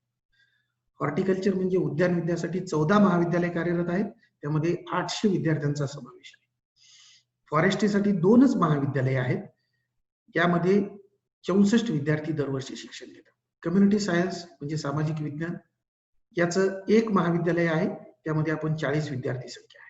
ऍग्रिकल्चर इंजिनिअरिंग जे की यांत्रिक शेती किंवा शेतीचे यांत्रिकीकरण यासाठी खूप आवश्यक असून एकूण 19 महाविद्यालय राज्यामध्ये आहेत आणि 1127 विद्यार्थी यामध्ये प्रवेश घेतात. कृषी जैवतंत्रज्ञान एक इमर्जिंग सायन्स जे आता इथून पुढे बायोटेक्नॉलॉजी ज्याला म्हणता येईल, इतर सामान्य परंपरागत विद्यापीठांमध्ये बायोटेक्नॉलॉजी शिकवल्या जातात त्याच पद्धतीचं पण कृषी क्षेत्राशी जास्त प्रमाणात निगडीत किंवा स्पेशलायझेशन आपल्याला म्हणता येईल. बायोटेक्नॉलॉजी हा अभ्यासक्रम 18 महाविद्यालयामध्ये शिकवला जातो आणि 1080 विद्यार्थी प्रवेश घेतात. अन्न तंत्रज्ञान कृषी प्रक्रिया उद्योग ज्याची आज खूप मोठी गरज आहे. देश पातळीवर आणि राज्य पातळीवर देखील प्रक्रिया उद्योगासाठी प्रोत्साहन दिले जात आहे. छोटे छोटे प्रक्रिया उद्योग जरी असले तरी हे अन्न तंत्रज्ञान महाविद्यालय किंवा विद्याशाखे यामध्ये शिकल्यानंतर विद्यार्थी ते शिक्षण आत्मसात करून छोटे उद्योग किंवा मोठे उद्योग देखील उभारू शकतात. याची 26 महाविद्यालय असून 1584 विद्यार्थी यामध्ये प्रवेश घेतात. BFSC म्हणजे मत्स्य विज्ञानचं 1 महाविद्यालय आहे. हे आपण 4ही कृषी विद्यापीठ जे आहेत त्या अंतर्गत शिक्षण देणाऱ्या महाविद्यालयांच्या बाबतीत विचार करत आहोत. मत्स्य विज्ञानचं 1 महाविद्यालय जे रत्नागिरीत आहे तिथे 40 विद्यार्थी ऍडमिशन घेतात. ऍग्री बिझनेस मॅनेजमेंट म्हणजे इथून पुढचा जो कालावधी आहे तो ऍग्री बिझनेस मॅनेजमेंटचा आहे. म्हणजे तंत्रज्ञान आहे, उत्पादन आहे, दर्जा आहे. आता याचं विक्री कशी करायची हा सगळ्यात मोठा प्रश्न आहे आणि या प्रश्नाला उत्तर म्हणजे कृषी व्यवसाय व्यवस्थापनाच्या माध्यमातून जे की 12 महाविद्यालय आहेत आणि 600 विद्यार्थी दरवर्षी या ठिकाणी शिक्षण घेतात. या सगळ्या एकूण महाविद्यालयांची संख्या लक्षात घेता आज 189 महाविद्यालय राज्यामध्ये कार्यरत आहेत, ज्यामध्ये 15,000 विद्यार्थी हे प्रवेश घेत आहेत आणि 15,000 विद्यार्थी दरवर्षी प्रवेश घेऊन यामध्ये अधिकाधिक पद्धतीने वेगवेगळ्या स्पर्धा परीक्षा तसेच कृषी आणि कृषी संबंधित उद्योगामध्ये जसं खत कंपन्या आहेत, बियाणे कंपन्या आहेत, त्यासोबतच औषधे म्हणजे कृषी उद्योगासाठी आवश्यक असलेली औषधे तयार करणाऱ्या कंपन्या यामध्ये या विद्यार्थ्यांना रोजगाराच्या संधी उपलब्ध आहेत. कृषी क्षेत्रामध्ये ज्या दिवशीपासून CET लागू झालेली आहे आणि प्रवेश होत आहे त्या वेळेपासून म्हणजे मागील 3 वर्षापासून खूप मोठ्या प्रमाणावर विद्यार्थी या क्षेत्राकडे या कृषी शिक्षणाच्या बाबतीत आकर्षित झालेला आहे आणि हे कृषी शिक्षण घेऊन जे आज आपण पाहत आहोत की मोठ्या मोठ्या स्तरावर म्हणजेच राष्ट्रीय स्तरावरील संशोधन संस्था, आंतरराष्ट्रीय स्तरावरील संशोधन संस्था, शिक्षण संस्था, कृषी विद्यापीठे आज 65 कृषी विद्यापीठे आहेत. या देशभरात केंद्रीय व राज्य स्तरावरील कृषी व संलग्न विभाग आहेत. कृषी विषयक बियाणे, खते, औषधे संबंधीच्या आंतरराष्ट्रीय राष्ट्रीय संस्था, कृषी प्रक्रिया उद्योग, निर्यात, विपणन आणि बँकिंग सेक्टर हे देखील आपण मागच्या 5 वर्षापासून पाहत आहोत की बँकिंग सेक्टर देखील कृषी उद्योगाला कर्ज देण्यासाठी कृषीचे एक्सपर्ट्स म्हणजे कृषी शिक्षण घेतलेले लोक, विद्यार्थी यांचा समावेश करून घेत आहे. विविध स्वयंसेवी संस्था आहेत, खाजगी संस्था आहेत, या सर्व क्षेत्रामध्ये कृषी शिक्षित कुशल मनुष्यबळ गरजेचं आहे. याचबरोबर कृषी शिक्षणाला मागील काही वर्षापासून जे वेगळं महत्व दिले जात आहे त्यामध्ये विशेषतः या सर्व प्रशासकीय नोकऱ्या ज्याच्यामध्ये UPSC, MPSC, स्टाफ सिलेक्शन, बँका, मंत्रालयीन अधिकारी किंवा पूर्ण प्रशासकीय यंत्रणा यामध्ये कृषीच्या विद्यार्थ्यांचा खूप मोठा सहभाग आहे. यासोबतच आपल्याला कृषीचा विकास करण्यासाठी, कृषी प्रत्यक्ष स्वरूपात विचार करण्यासाठी आपण जर लक्षात घेतलं तर एकूण देशभरात 105 संशोधन संस्था आहेत. त्यामध्ये 1500 कृषी शिक्षण घेतलेले विद्यार्थी लागतात. राज्य स्तरावर जर विचार केला तर 13 संस्था आपल्या एकट्या महाराष्ट्रामध्ये आहेत, ज्यामध्ये 500 शास्त्रज्ञ काम करतात. कृषी विज्ञान केंद्र 42 आहेत आपल्याकडे, ज्यामध्ये 1000 कृषी पदवीधर, पदव्युत्तर आणि आचार्य पदवीधारक काम करत आहेत. राज्यामध्ये 4 कृषी विद्यापीठ आहेत, यामध्ये 5000 कमीत कमी आकडा जो आहे तो 5000 कृषी पदवीधर आवश्यक आहेत, ज्यामध्ये कृषी पदविका पूर्ण केलेले, पदवी पूर्ण केलेले, पदव्युत्तर शिक्षण घेतलेले, त्यासोबतच आचार्य पदवी घेतलेले प्राध्यापक किंवा शास्त्रज्ञ यांच्या नेमणुका होतात. खाजगी कृषी व संलग्न संस्था या 156 आहेत. 156 मध्ये जर विचार केला तर 2000 कृषी शिक्षण घेतलेले विद्यार्थी त्या ठिकाणी आवश्यक आहे. कृषी पदविका विचार केला तर 250 विद्यालय आपल्या इथे कार्यरत आहेत, ज्यामध्ये 2000 कृषी पदव्युत्तर व कृषी पदवीधर यांची गरज आहे. राज्य शासनाचा कृषी विभाग जरी विचारात घेतला तर त्या ठिकाणी 17,000 कृषी पदवीधरांची गरज आहे. आपल्याकडे असलेल्या 36 जिल्हा परिषदा, या जिल्हा परिषदामध्ये देखील कमीत कमी 3500 कृषी पदवीधर आवश्यक आहे. महाराष्ट्र राज्य बियाणे महामंडळ याचा विचार करता आपल्याला या महामंडळात देखील 500 कृषी पदवीधर आवश्यक. साखर कारखाने जर पूर्ण महाराष्ट्रातील विचारात घेतले तर 2500. आपण हे सर्वेक्षण केलं, 5 वर्षापर्यंत याचा अभ्यास केला आणि किती रोजगार निर्मिती कृषी शिक्षणाच्या माध्यमातून होऊ शकते त्यावर अभ्यास केला. त्यामध्ये असं लक्षात आलं की ज्या काही बँका आहेत, अन्न प्रक्रिया उद्योग आहेत, खत बियाणे संस्था आहेत, कृषी सेवा केंद्र, आज केंद्र शासन तसेच राज्य शासन यांनी देखील कृषी सेवा केंद्र जर सुरू करायचं असेल तर त्याला कृषी पदवी आवश्यक केलेली आहे. तर आज 10,000 कृषी सेवा केंद्र आपल्या राज्यामध्ये कार्यरत आहेत. एक जरी विद्यार्थी म्हणलं तर 10,000 विद्यार्थी या ठिकाणी लागत आहेत, आवश्यक आहे. राष्ट्रीय आणि राज्य स्तरावरील एकूण विचार करता आज 75,000 कृषी पदवीधर हे कार्यरत आहे. म्हणजे महाराष्ट्र राज्याचाच फक्त आपण विचार केला तर यामध्ये आपल्याला लक्षात येईल की एकूण 75,000 कृषी पदवीधर वेगवेगळ्या क्षेत्रात हे कार्यरत आहेत.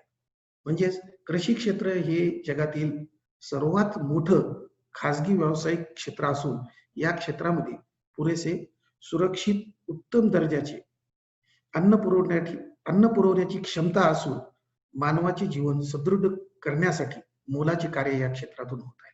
कारण आज आपण पाहत आहोत कुपोषणाची समस्या देखील जर आली असेल तर आपण म्हणतो की ही कुपोषणाची समस्या देखील कृषी क्षेत्रातून दूर होऊ शकते. कृषी क्षेत्रामध्ये जर विविध प्रकारचे सूक्ष्म अन्नद्रव्य, मूलद्रव्य असणाऱ्या पिकांचा सहभाग असला आणि त्याचं आपल्या आहारामध्ये समावेश केला तर निश्चितच आपण या कुपोषणावर देखील मात करण्यासाठी कृषी क्षेत्राचा सहभाग त्या ठिकाणी घेऊ शकतो. आज प्रत्येक क्षेत्रामध्ये स्किल आवश्यक आहे. केवळ शिक्षण हे उपयोगाचं नाही, तर कुशल मनुष्यबळ किंवा तांत्रिक बळ आपण प्रत्येक वेळी शब्द वापरतो. आज शेती ही यांत्रिकीकरणाकडे वळत आहे. शेती करणारे कमी झालेले आहेत, परंतु इथून पुढे संरक्षित शेती आणि यांत्रिकीकरण शेतीसाठी आपल्याला शिक्षण आणि कुशलता, कौशल्य हे देखील आवश्यक आहे. अभ्यासक्रमांचं अशा प्रकारे नियोजन करण्यात आलेलं आहे की ज्यामध्ये 2 किंवा 2 पेक्षा जास्त अशा विविध स्किल ओरिएंटेड म्हणजे ज्यापासून आपल्याला कौशल्य मिळेल अशा अभ्यासक्रमांची रचना आपण नवीन अभ्यासक्रमात केलेली आहे, ज्याच्या माध्यमातून कृषीच्या शेवटच्या वर्षामध्ये इंडस्ट्रियल प्लेसमेंट म्हणजे प्रत्यक्ष आपण उद्योग ज्या ठिकाणी घडतो त्या ठिकाणी प्रशिक्षण घेणार आहोत. तसेच प्रत्यक्ष शेतीमध्ये जाऊन देखील आपण याचं प्रशिक्षण घेत आहोत. यासोबतच आपण हँड्स ऑन ट्रेनिंग म्हणजे तुम्ही स्वतः करून पहा आणि मग त्या व्यवसायाकडे किंवा उद्योगाकडे वळू शकता, अशा पद्धतीने देखील आपण या अभ्यासक्रमांची रचना केली आहे. आज 1 छोटे छोटे उद्योग, आज माळी प्रशिक्षण केंद्र, रोपं तयार करण्याची जरी तंत्र आलं तर ते रोपं तयार करण्याच्या तंत्रापासून देखील विद्यार्थी किंवा एखादा समाज घटक चांगल्या प्रकारचं उत्पादन करू शकतो. कारण भाजीपाला जरी लागवड करायची असेल तर रोपं आवश्यक झालेली आहेत, कारण रोपांचं महत्व हे सगळ्यांना माहीत झालेलं आहे.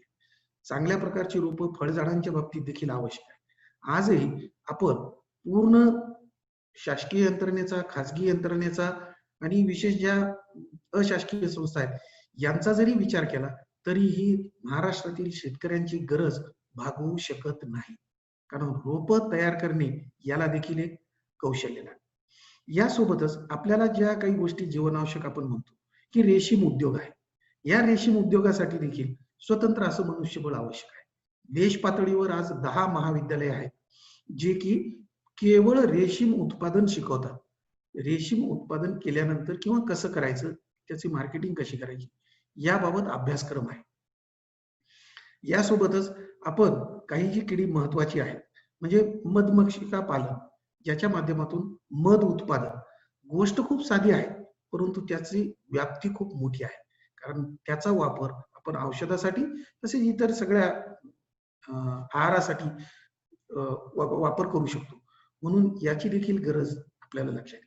आज बायोपेस्टिसाइड्स म्हणजे सेंद्रिय शेती करणाऱ्या शेतकऱ्यांना त्यांच्याकडे कृषी निविष्ठाच नाही. तंत्रज्ञान माहित आहे पण प्रत्येक शेतकऱ्याच्या काही मर्यादा आहे. प्रत्येक शेतकरी आपल्या शेतावर या सगळ्या गोष्टी तयार करू शकत नाही. म्हणून असे व्यावसायिक तयार होणं आवश्यक आहे की जी हे बायोपेस्टिसाइड्स, बायो फर्टिलायझर्स किंवा छोट्या प्रमाणात खत उद्योग निर्मिती करून शेतकऱ्यांपर्यंत हे सेंद्रिय खतांचं पाठवू शकतील.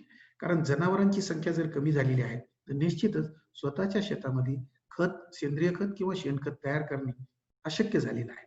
मग सिटी कंपोस्ट, वेगवेगळ्या कल्पना आलेल्या आहेत.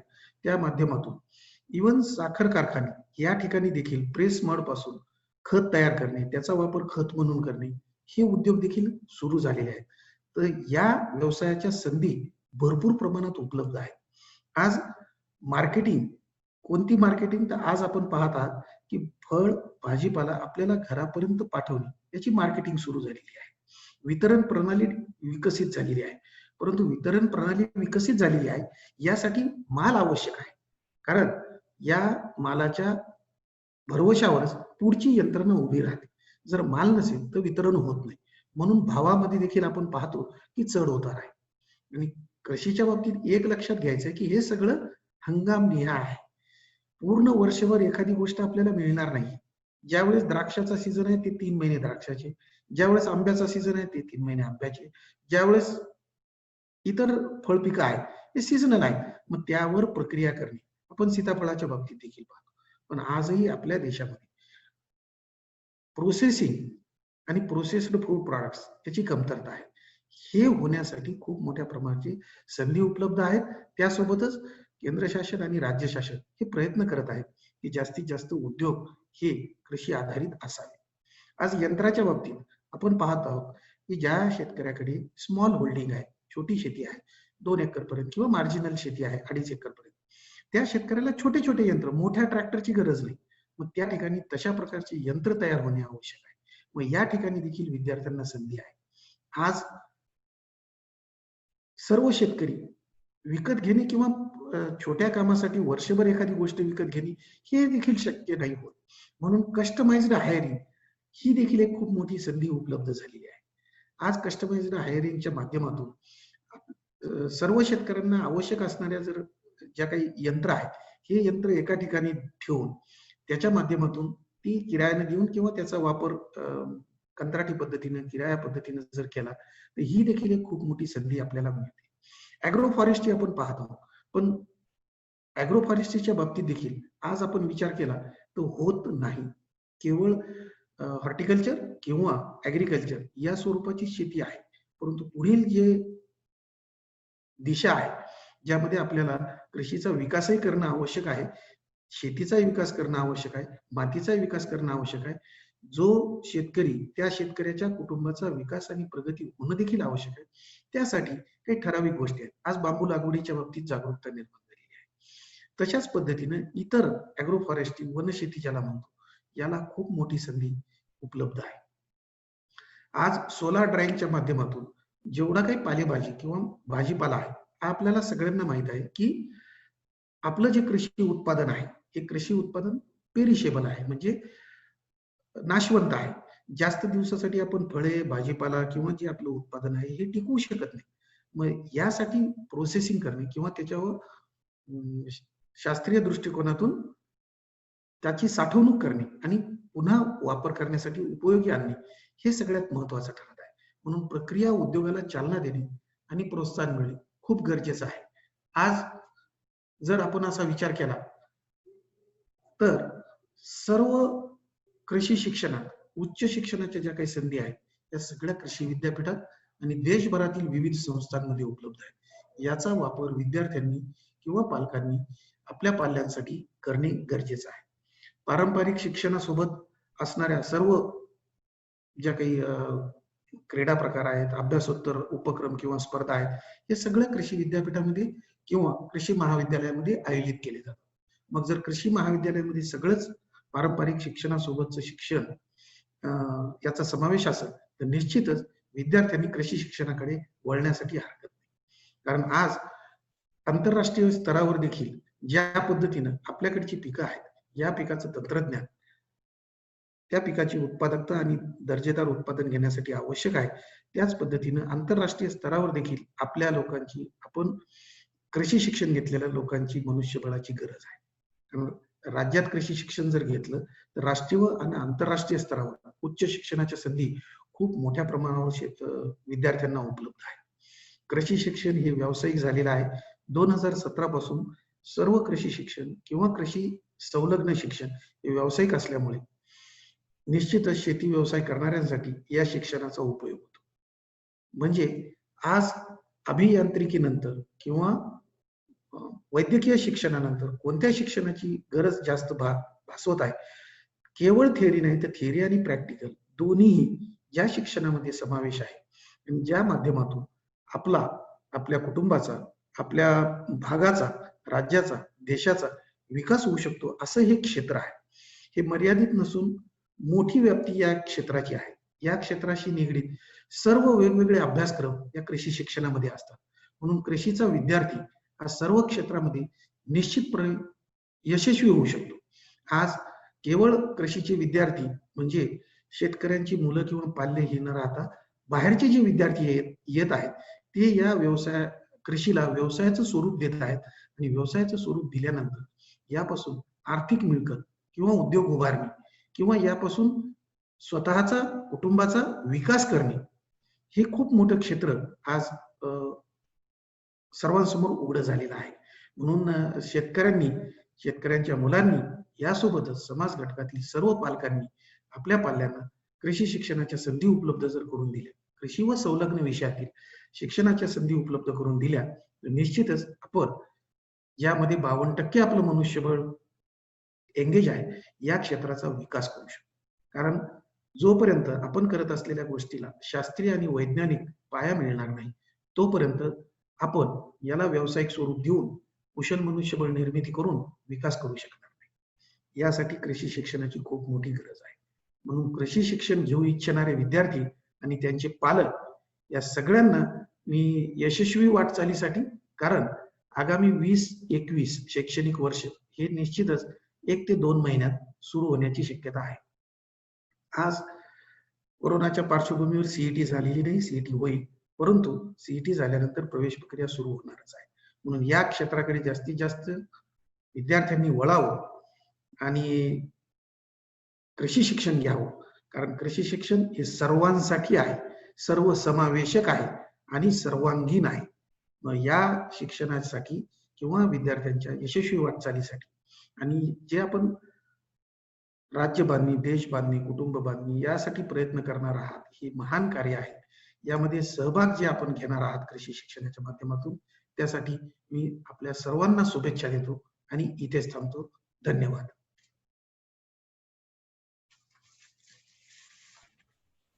धन्यवाद डॉक्टर कौसडीकर सर. या ठिकाणी आपण जे मार्गदर्शन केलं आणि कृषी शिक्षणातल्या संधी आपल्या विद्यार्थ्यांना सांगितल्या, तर मला वाटतं निश्चितच हा एक काळ आहे जो आपण कोरोनामध्ये शिक्षण घेतलेल्याच म्हणजे कृषीच्याच विद्यार्थ्यांना नाही, तर ज्यांनी कृषीमध्ये ज्यांना काही बॅकग्राऊंड नसताना त्यांनी बघितलंय की काय पद्धतीने या अपॉर्च्युनिटी कृषी क्षेत्रामध्ये या कोरोनाच्या निमित्ताने क्रिएट झालेल्या आहेत. तर आपण जे काही अभ्यासक्रम या ठिकाणी सुचवलेत आणि एकूण व्याप्ती या विषयाची सांगितली, त्याबद्दल आपल्या विद्यार्थ्यांना निश्चितच एक मोलाचं असं मार्गदर्शन झालेलं आहे.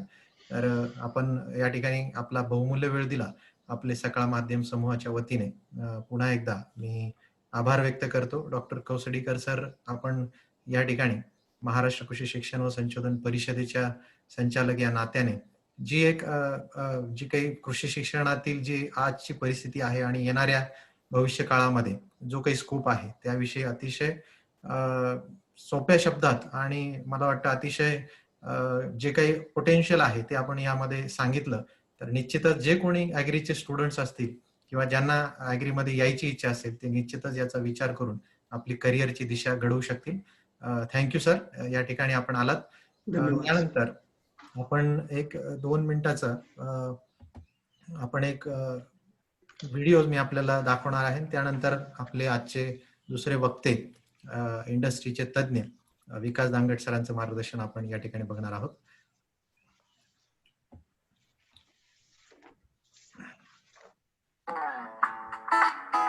Agribusiness management is the fast growing sector in the country with increasing demand for skilled agriculture manpower. With this in mind, Synapses Learning LLP offers a postgraduate program in agribusiness management, a one-year full-time program that transforms human capital for agricultural industry. Synapses Learning LLP, the skilled and education vertical of the AP Global Group and a sister concern of the prestigious Sakal Media Group. ABM, a special course designed under the guidance of renowned agri-industry leaders. We have a strong network with agriculture industries because of AgroOne. AgroOne is the Sakal Media Group's largest agriculture daily across Asia. Most of the agriculture industries have associated with AgroOne. That's why every student can interact with industry leaders. On-the-job training is a specialty of this course where students can get 5 to 6 months work experience in renowned agri-industry. Let's see what the industry leaders have to say. It's very important for the students to get the hands-on experience for agri-business management course. In this course, they get the exposure what is happening in the world with the latest technology in food processing for enhancing the shelf life of the food products. And it is also important for them that they get the opportunity to work back with the same industry. Hi guys, myself Pratiksha Bhasmi. I am from Varda. I have selected SIILC Pune for my PG program in agribusiness management, where I got opportunity to interact industry experts and agri-entrepreneurs. I did my on-the-job training in Mera Kisan Private Limited, and later I placed the same company. So I really thank for support provided by the institute. So it's good and helpful for all the students.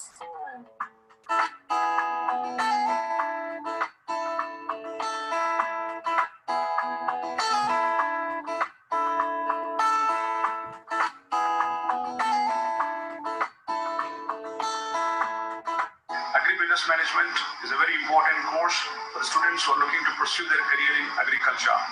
As per the curriculum, they are allowed to take on-job training. The on-job training builds the confidence of the students to establish the right skills. And very importantly, as they finish the course, they increase the chances of getting the jobs in the field they are interested. I think one of the best takeaways for me from SILC has been diversity of life here. ABM from SILC was very important decision for me because I intended to do a transition from hardcore IT professional to a business side of things, especially in agriculture sector. Agribusiness management, a a special course where you can brighten your future and get career opportunities. Register now. Apply for Simasis Learning LLB postgraduate ABM program.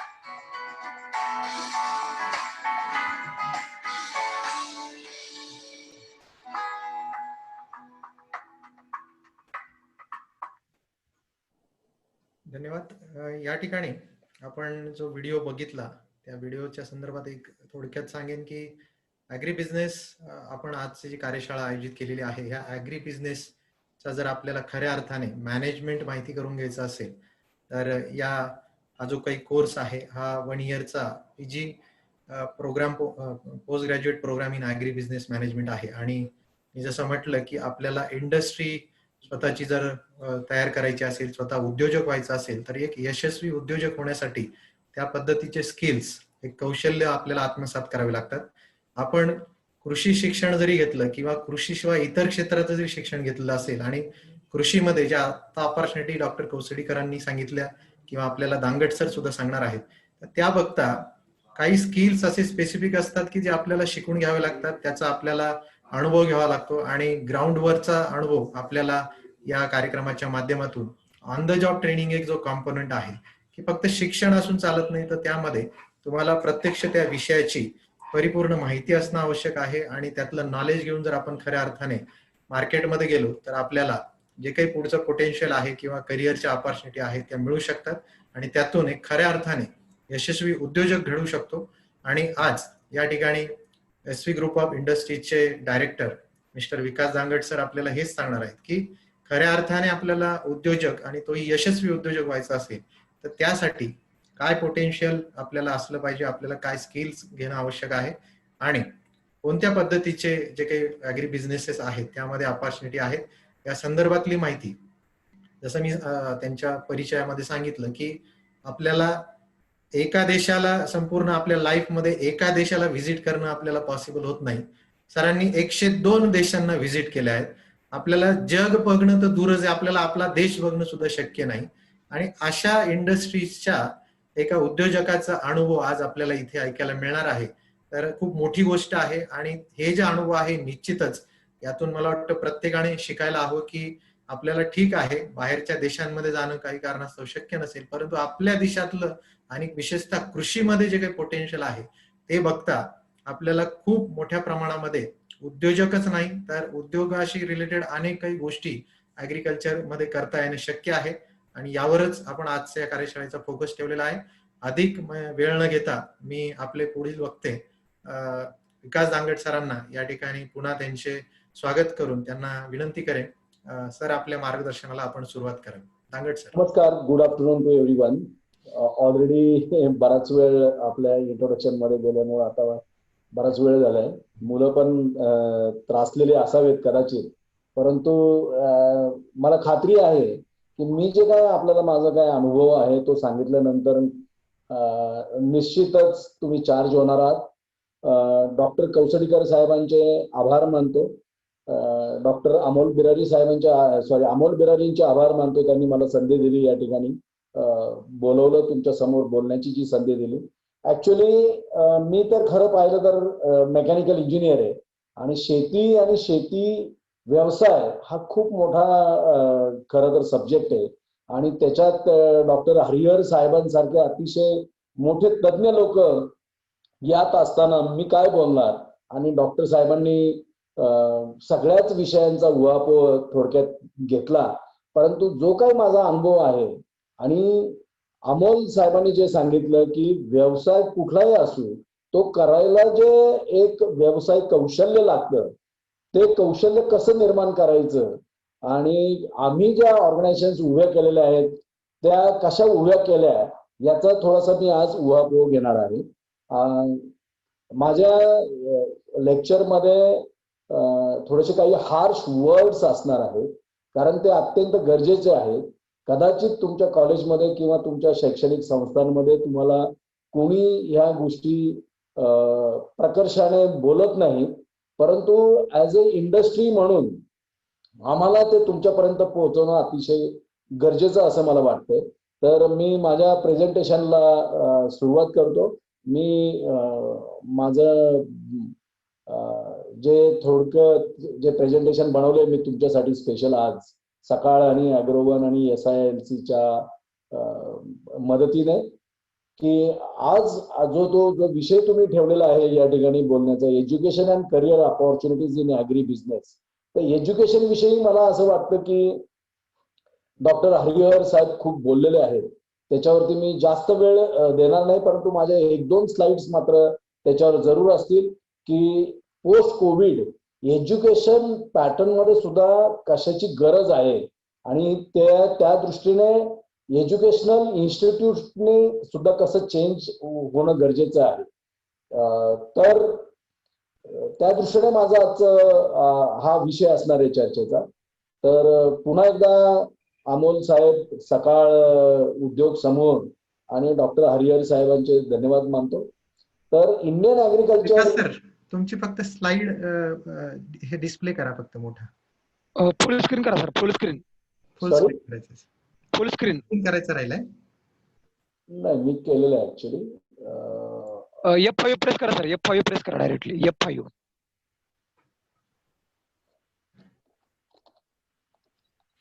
दिसली तुम्हाला आता पूर्ण? नाही sir.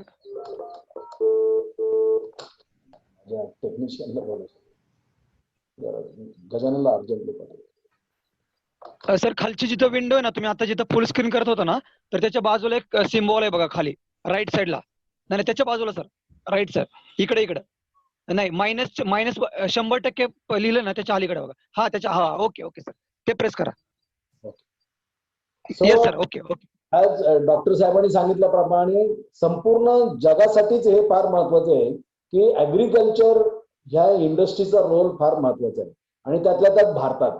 कारण भारताची total जी economy जर बघितली तर त्याच्यात 70% कॉन्ट्रीब्युशन जे आहे हे ऍग्रिकल्चरचं आहे. कारण आपण 70% ही जी पॉप्युलेशन आहे पूर्ण भारताची ही ऍग्रिकल्चरवर डिपेंड आहे आणि जीडीपीच्या 17%, इथे थोडीशी मिस्टेक झालेली आहे, परंतु 17% कॉन्ट्रीब्युशन ह्या इंडियन जीडीपी मध्ये ऍग्रिकल्चर सेगमेंटमध्ये येतं आणि जवळजवळ 394 million acres of land he under cultivation खाली येते इंडियाच्या.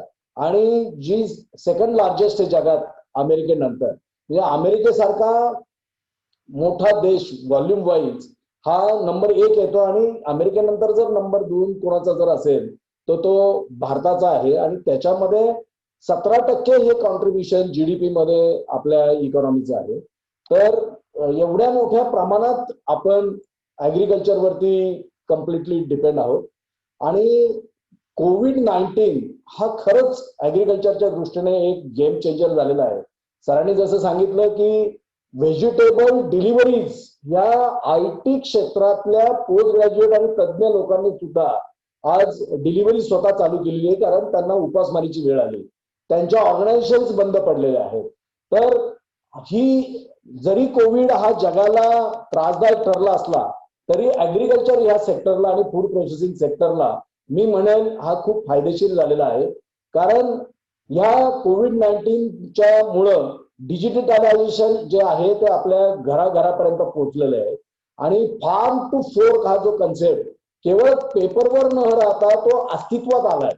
आज 3 महिन्याच्या कालावधीमध्ये मी स्वतः त्याचा अनुभव घेतलाय की आमच्या सारख्या सोसायटीमध्ये कोकणातून अल्फान्सो मँगो हा शेतकऱ्याच्या घरातून हा डायरेक्टली पुण्यातल्या प्रत्येक घरामध्ये शेतकऱ्यांनी पोहोचवलेला आहे.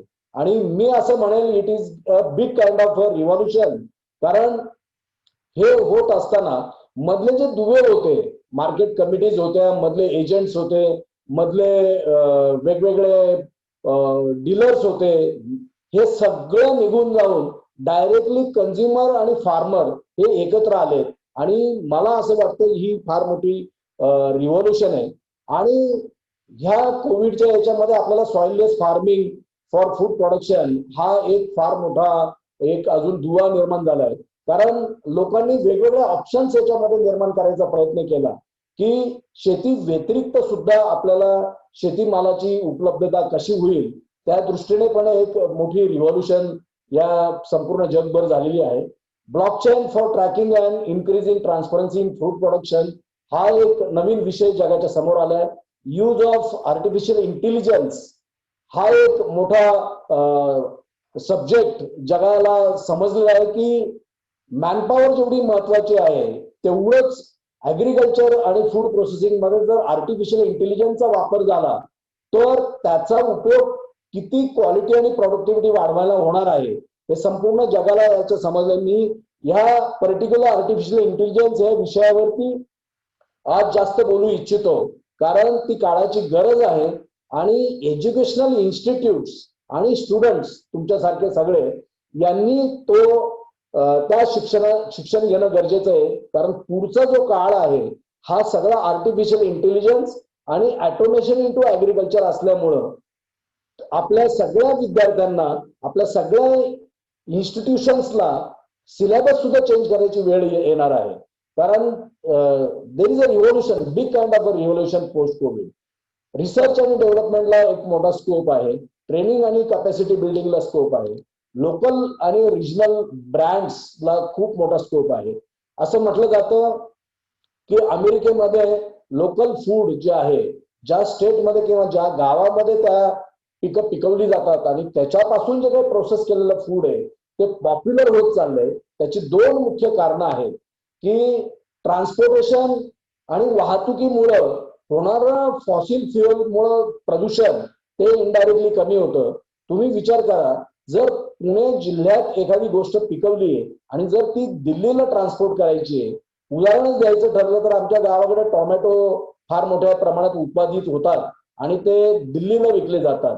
तर टोमॅटो उत्पादन करायचं जुन्नर तालुक्यात पुण्यामध्ये आणि दिल्लीला न्यायचं 1200 किलोमीटर वरती, तर केवढ्या मोठ्या प्रमाणात त्याला वेळ आणि एनर्जी खर्च केली जाते आणि त्याचे होणारे जे दुष्परिणाम आहेत ते फार मोठ्या प्रमाणात आहेत. म्हणून लोकल प्रोड्यूस आणि लोकल प्रोसेसिंग युनिट्स हे जगभर पॉप्युलर होत चालले. आणि सगळ्यात दुसरं महत्वाचं कारण जे आहे ते म्हणजे की लोकल प्रोड्यूस करताना त्या एन्व्हायरमेंट मध्ये असलेले मायक्रो जीवाणू, बॅक्टेरियाज आणि आपल्या शरीरात असलेले मायक्रो जीवाणू आणि बॅक्टेरियाज हे टू सम एक्सटेंट हे पॅरलल असतात आणि त्यांना त्या एन्व्हायरमेंट मध्ये जगायची सवय झालेली असते. ज्या एन्व्हायरमेंट मध्ये आपण राहतो त्याच एन्व्हायरमेंट मध्ये जर प्रोड्यूस हा पैदा केला गेला आणि प्रोसेस केला आणि ते जर अन्न आपण घेतलं तर डेफिनेटली जे होणारे जे वेगवेगळे डिसीजेस आहेत त्याच्यावरती फार मोठ्या प्रमाणामध्ये कंट्रोल होऊ शकतो. त्याच्यानंतर त्याच्यामुळे लोकल ब्रँड जे आहेत त्याला फार मोठ्या प्रमाणात ही संधी उपलब्ध झालेली आहे. तसंच ऍक्सिलरेटेड कंपोस्टिंग हा फार मोठा विषय जगभर गाजतोय. सगळे शास्त्रज्ञ जगाच्या प्रत्येक कॉर्नर मध्ये काम करतायत. ऍक्च्युअली ऍक्सिलरेटेड कंपोस्टिंग वरती संपूर्ण जगभर संशोधन होत असतानाच नॅचरल वेने कंपोस्टिंग करणं पण तेवढंच पॉप्युलर होत चाललंय. हा फार मोठा विषय आहे, त्याला स्वतंत्र एक अर्धा तास वेळ जर दिला अमोल साहेबांनी तर मी 100% विद्यार्थ्यांना संबोधित करेन. कारण आमचं संशोधन जे चालू आहे देशी गाईचं डंग आणि युरिन आणि जे काय ऍग्रिकल्चर वेस्ट, वेट आणि ड्राय बाहेर येतो त्याच्यापासून जे काय मॅन्युअर तयार होतं, जे काय कंपोस्ट तयार होतं त्यातले न्यूट्रिशनल कंटेंट किंवा मायक्रो न्यूट्रिएंट हे जमिनीला किती फायदेशीर आहेत सॉइलला, सॉइल एनरिचमेंटसाठी किंवा डिटॉक्सिफिकेशनसाठी, याच्यावरती आम्ही नेदरलँडच्या गव्हर्नमेंट बरोबर एक प्रोजेक्ट घेतलेला आहे आणि त्याच्यावरती खूप मोठ्या प्रमाणात आम्ही अभ्यास करून काम पुढे आणलेलं आहे. त्याचबरोबर activated carbon, bio fertilizers, bio pesticide आणि इन्सेक्टिसाइड्स, डॉक्टर हरिहर साहेबांनी त्याचा उल्लेख केलाच की ह्या सगळ्या गोष्टी निर्माण करण्याची गरज आहे locally. There are 100% there are multinational brands, there are many multinational brands, परंतु आपण जर ते लोकली निर्माण केलं आपल्या वातावरणासाठी सूट होईल असं तर आपल्या जमिनी किंवा आपल्या प्लांट्सला सुद्धा ते पोषक असेल. जसं आपल्याला लोकल प्रोड्यूस केलेलं अन्न पोषक असणार आहे तसं जमिनीला पण ते लोकल जे कंपोस्ट किंवा इनपुट्स, फार्म इनपुट्स आपण जे काय देणार आहोत ते जर देऊ शकलो आपण तर ते फार मोठ्या प्रमाणात त्याची रिव्होल्युशन होणार आहे. ऍक्च्युअली फार्मरचं जे उत्पादन आहे डबल करायचं पंतप्रधान मोदी साहेबांनी ज्यावेळेस डिक्लेअर केलं 3 वर्षापूर्वी, तर त्याला अनुषंगाने हे बिझनेस मॉडेल्स आहेत. ऍक्च्युली फार्मर त्याचं उत्पादन डबल कसं करू शकणार आहे? त्याला 2 रस्ते आहेत. एक तर त्याची प्रोडक्शन कॉस्ट कमी केली पाहिजे, आयदर त्यांनी प्रोडक्टिव्हिटी डबल केली पाहिजे. दोन्हीपैकी काहीतरी करणं गरजेचं आहे. प्रोडक्टिव्हिटी या ग्रीन रिव्होल्युशन मध्ये आपण पूर्वी जे देशी वाहन आणि जे ट्रॅडिशनल वेने फार्मिंग करत होतो त्यावेळेस एका लेवलवरती प्रोडक्टिव्हिटी होती, परंतु नंतर जेव्हा हायब्रिड वाहन आले आणि नवीन टेक्नॉलॉजी आपण अडॉप्ट केली, ग्रीन रिव्होल्युशन आपल्या फार्मिंग मध्ये आणली, त्याच्यानंतर प्रोडक्टिव्हिटी खूप वाढली मध्यंतरीच्या काळामध्ये.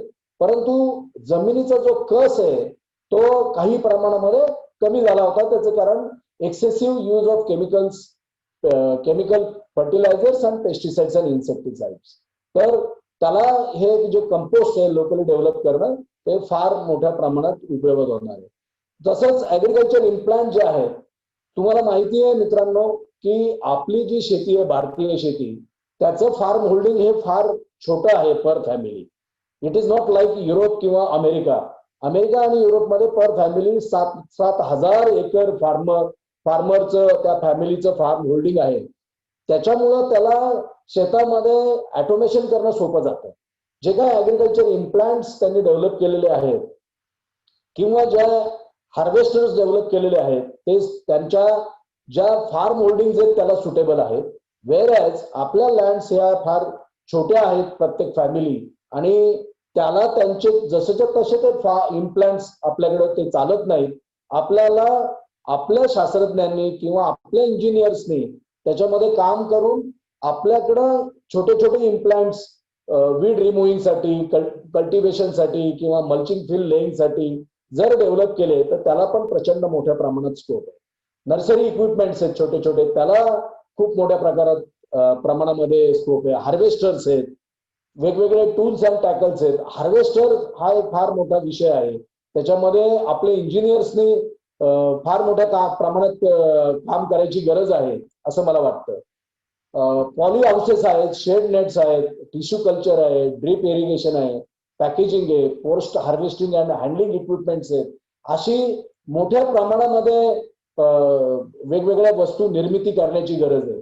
तर मी तुमच्या इन्स्टिट्यूशनला सुद्धा मी ऍडवाइज करेल की तुम्ही इंजिनिअरिंग हा जो सब्जेक्ट आहे तो याच्यामध्ये एक ऍडिशनल घ्यावा. जसं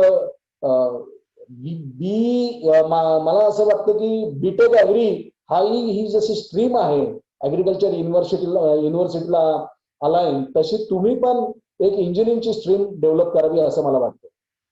कारण सॉर्टिंग, ग्रेडिंग, पिलिंग, प्री कुलिंग ह्या प्रत्येक क्षेत्रात भयंकर इम्पॉर्टंट आहे. प्रत्येक गोष्टीला महत्व आहे. आणि ह्या ज्या गोष्टी जर फार्म लेवलच्या जर डेव्हलप झाल्या तर एक व्हॅल्यू ऍडेड प्रोडक्ट्स फार्मरला मिळतील किंवा ग्रुप ऑफ फार्मर्सला मिळतील किंवा एफपीओजला त्याचा फायदा होईल की ज्यांच्याकडे ग्रुप ऑफ फार्मर्स आहेत. आणि मग एफपीओनी जर याच्यामध्ये थोडंसं लक्ष घालून ह्या जर इन्व्हेस्टमेंट्स केल्या with the help of WHO किंवा अनेक वेगवेगळ्या ज्या इन्स्टिट्यूशन्स ज्या ग्रँट्स देतात म्हणा किंवा ज्या सबसिडीज देतात त्या वापरून सुद्धा या छोट्या छोट्या मशीन्स आपण डेव्हलप करू शकतो आणि फार्मरच्या प्रोड्यूसला एक व्हॅल्यू ऍडिशन आपण देऊ शकतो.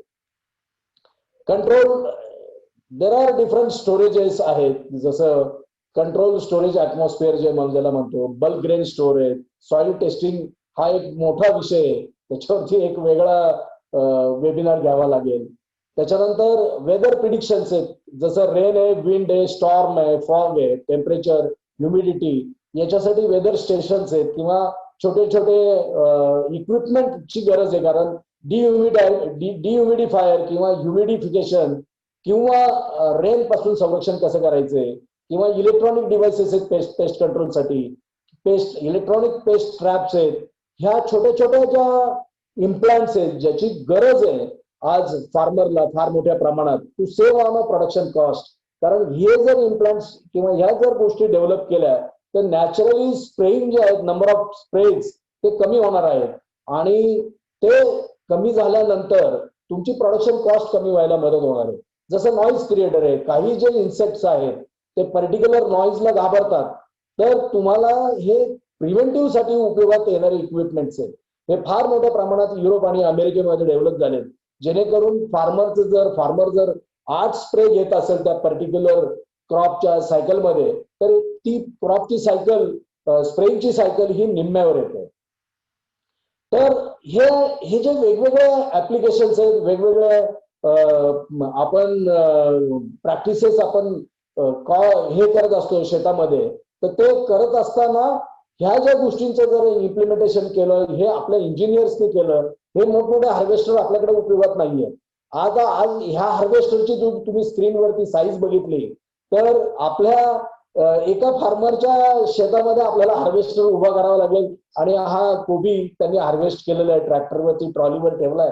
तर आपल्याला ह्या गोष्टी शक्य नाहीये, परंतु याचं स्मॉल मॉडेल आपण उभं करू शकतो का, हे आपल्या मुलांनी, आपल्या लोकांनी याचा विचार केला पाहिजे. किंवा एफपीओने जर एक 50 एकरचं फार्म शेतकऱ्यांच्या ग्रुपचं जर असं कल्टिवेट केलं एका पर्टिक्युलर क्रॉपला, जर 50 एकरवरती एकत्र ही शेती केली कॅबेज किंवा कॉलीफ्लावरची, आणि मग असा हार्वेस्टर हायर केला किंवा डेव्हलप केला किंवा इम्पोर्ट केला किंवा बनवून घेतला, तर त्याला खूप मोठ्या प्रमाणामध्ये स्कोप मिळू शकतो. जसं शुगर केन कटिंगच्या मशीन्स आहेत, रूट व्हेजिटेबल हार्वेस्टर्स आहेत, फ्रूट हार्वेस्टर्स आहेत, अशा वेगवेगळ्या ह्या बिझनेस ऑपॉर्च्युनिटीज मुलांनी कॅच केले गेले पाहिजे.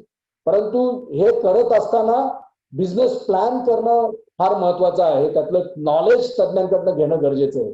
तुम्ही जर हे बघितलं तर पॉली हाऊसमध्ये रोबोट आता हार्वेस्टिंग करतो, स्प्रेइंग करतो, इन्स्पेक्शन करतो, लोडिंग अनलोडिंग करतो.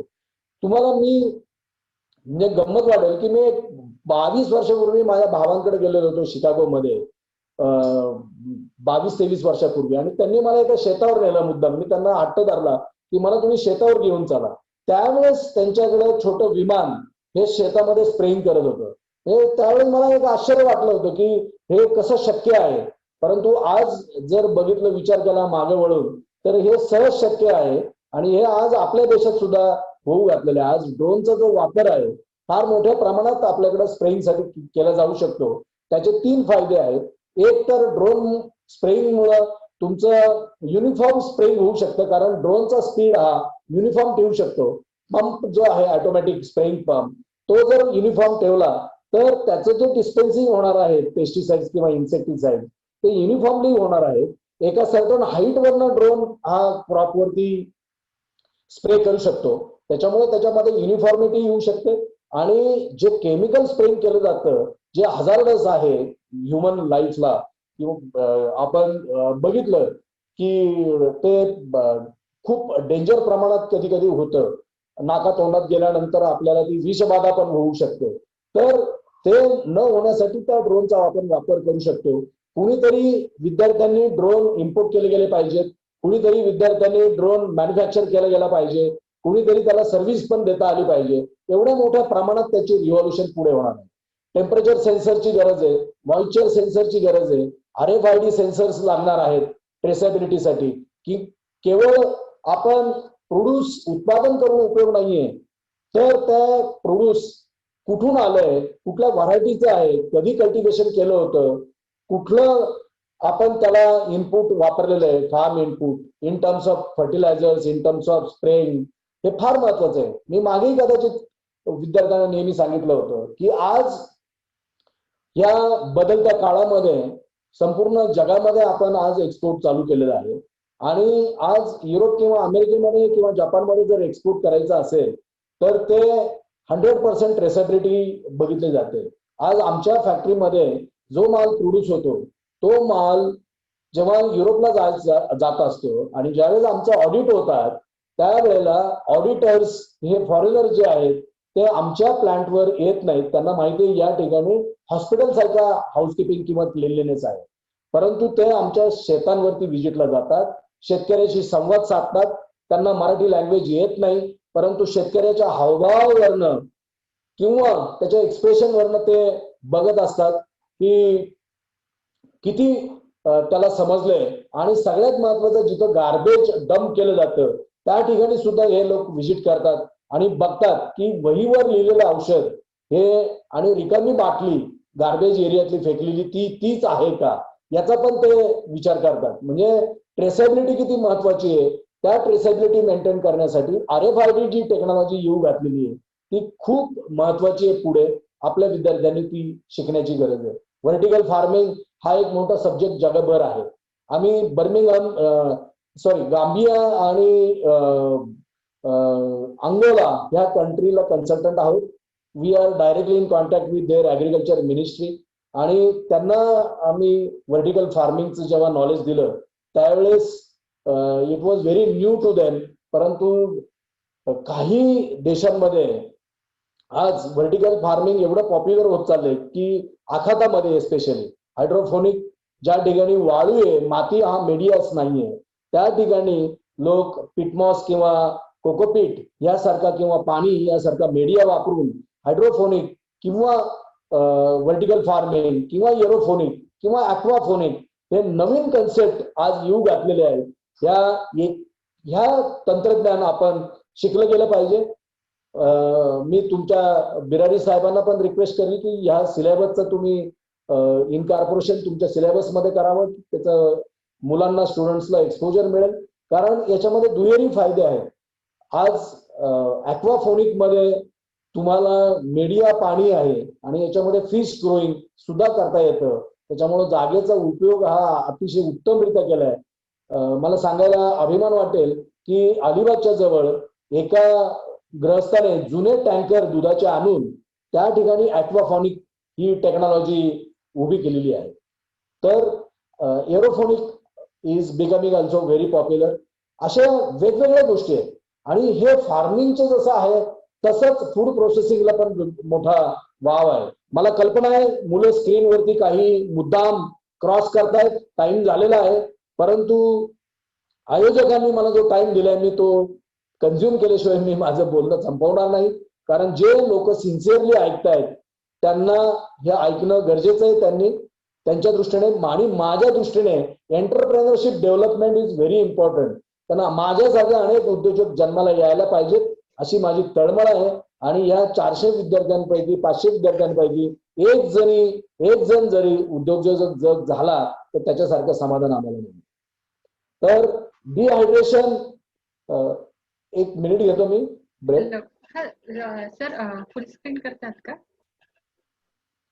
सॉरी, फुल स्क्रीन करतात, स्क्रीन फुल करू शकतात? कर. Yes sir, thank you. So there are different food processing procedures, systems, technologies are available in the world. त्याच्यातल्या हरिहर साहेबांनी पण सांगितलं, डॉक्टर हरिहर साहेबांनी, की ड्राईंग फार महत्वाचे. शेल्फ लाईफ जे आहे, फ्रेश प्रोड्यूस नुसतं प्रोड्यूस उपयोग नाहीये. आपल्याला सगळ्यांना माहितच आहे की भारत हा शेतीप्रधान देश आहे आणि या आपल्या देशामध्ये अनेक व्हेजिटेबल्स आणि अनेक फ्रुट्स हे फार मोठ्या प्रमाणात आपण उत्पादित करतो. त्यातले काही फ्रुट्स आणि व्हेजिटेबल्स तर जगामध्ये आपण नंबर 1 आहोत. जर बनानाचा विचार केला, केळ्यांचा, तर आज आपण नंबर 1 आहोत, पण प्रोसेसिंग मध्ये आपण 0 आहोत. मी नेहमी फिलिपिनचं उदाहरण देतो, कोस्टारिकाचं उदाहरण देतो. हे छोटेसे आयलँड्स आहेत, हे छोटेसे देश आहेत, परंतु ते प्रोसेसिंग मध्ये एवढे पुढे गेलेले आहेत. थायलंड आहे, मलेशिया आहे, हे छोटे जे देश आहेत आज ते जे काही प्रोड्यूस करतात, ग्रेन्स, पल्सेस असतील, स्पायसेस असतील, फ्लावर्स असतील, फ्रुट्स असतील, व्हेजिटेबल्स असतील, हे 60% पर्यंत प्रोसेस केलं जातं त्यांच्या कंट्रीमध्ये. आणि मगाशी सरांनी सांगितलं की 2% आहे, पण माझी जी इन्फॉर्मेशन आहे ती की आपण 4 ते 5% टोटल प्रोडक्शनच्या आपण प्रोसेस फूड मध्ये कन्वर्ट करतो. तर ती जी मध्ये गॅप आहे, आज जर आपले शेजारचे देश आहेत, इव्हन चायना आहे, चायना 50% करतो, एवढ्या मोठ्या देश 50% प्रोसेस फूड मध्ये कन्व्हर्जन करतो आणि सगळ्या जगाला एक्सपोर्ट करतो. तर त्यांच्याशी आपण कम्पेअर करत नाहीये, परंतु या क्षेत्रामध्ये खूप मोठा वाव आहे. आणि शेतकऱ्याचं जर उत्पन्न आपल्याला जर डबल करायचं असेल, त्याला आत्महत्येपासून प्रवृत्त करायचं असेल, तर कॉन्ट्रॅक्ट फार्मिंग, गटशेती आणि त्याचं प्रोसेसिंग केल्याशिवाय त्याच्या शेतमालाला भाव मिळणार नाही. म्हणून मी या ठिकाणी काही वेगवेगळ्या प्रोसेसेसचं नावं लिहिलेली आहेत तुमच्या माहितीसाठी.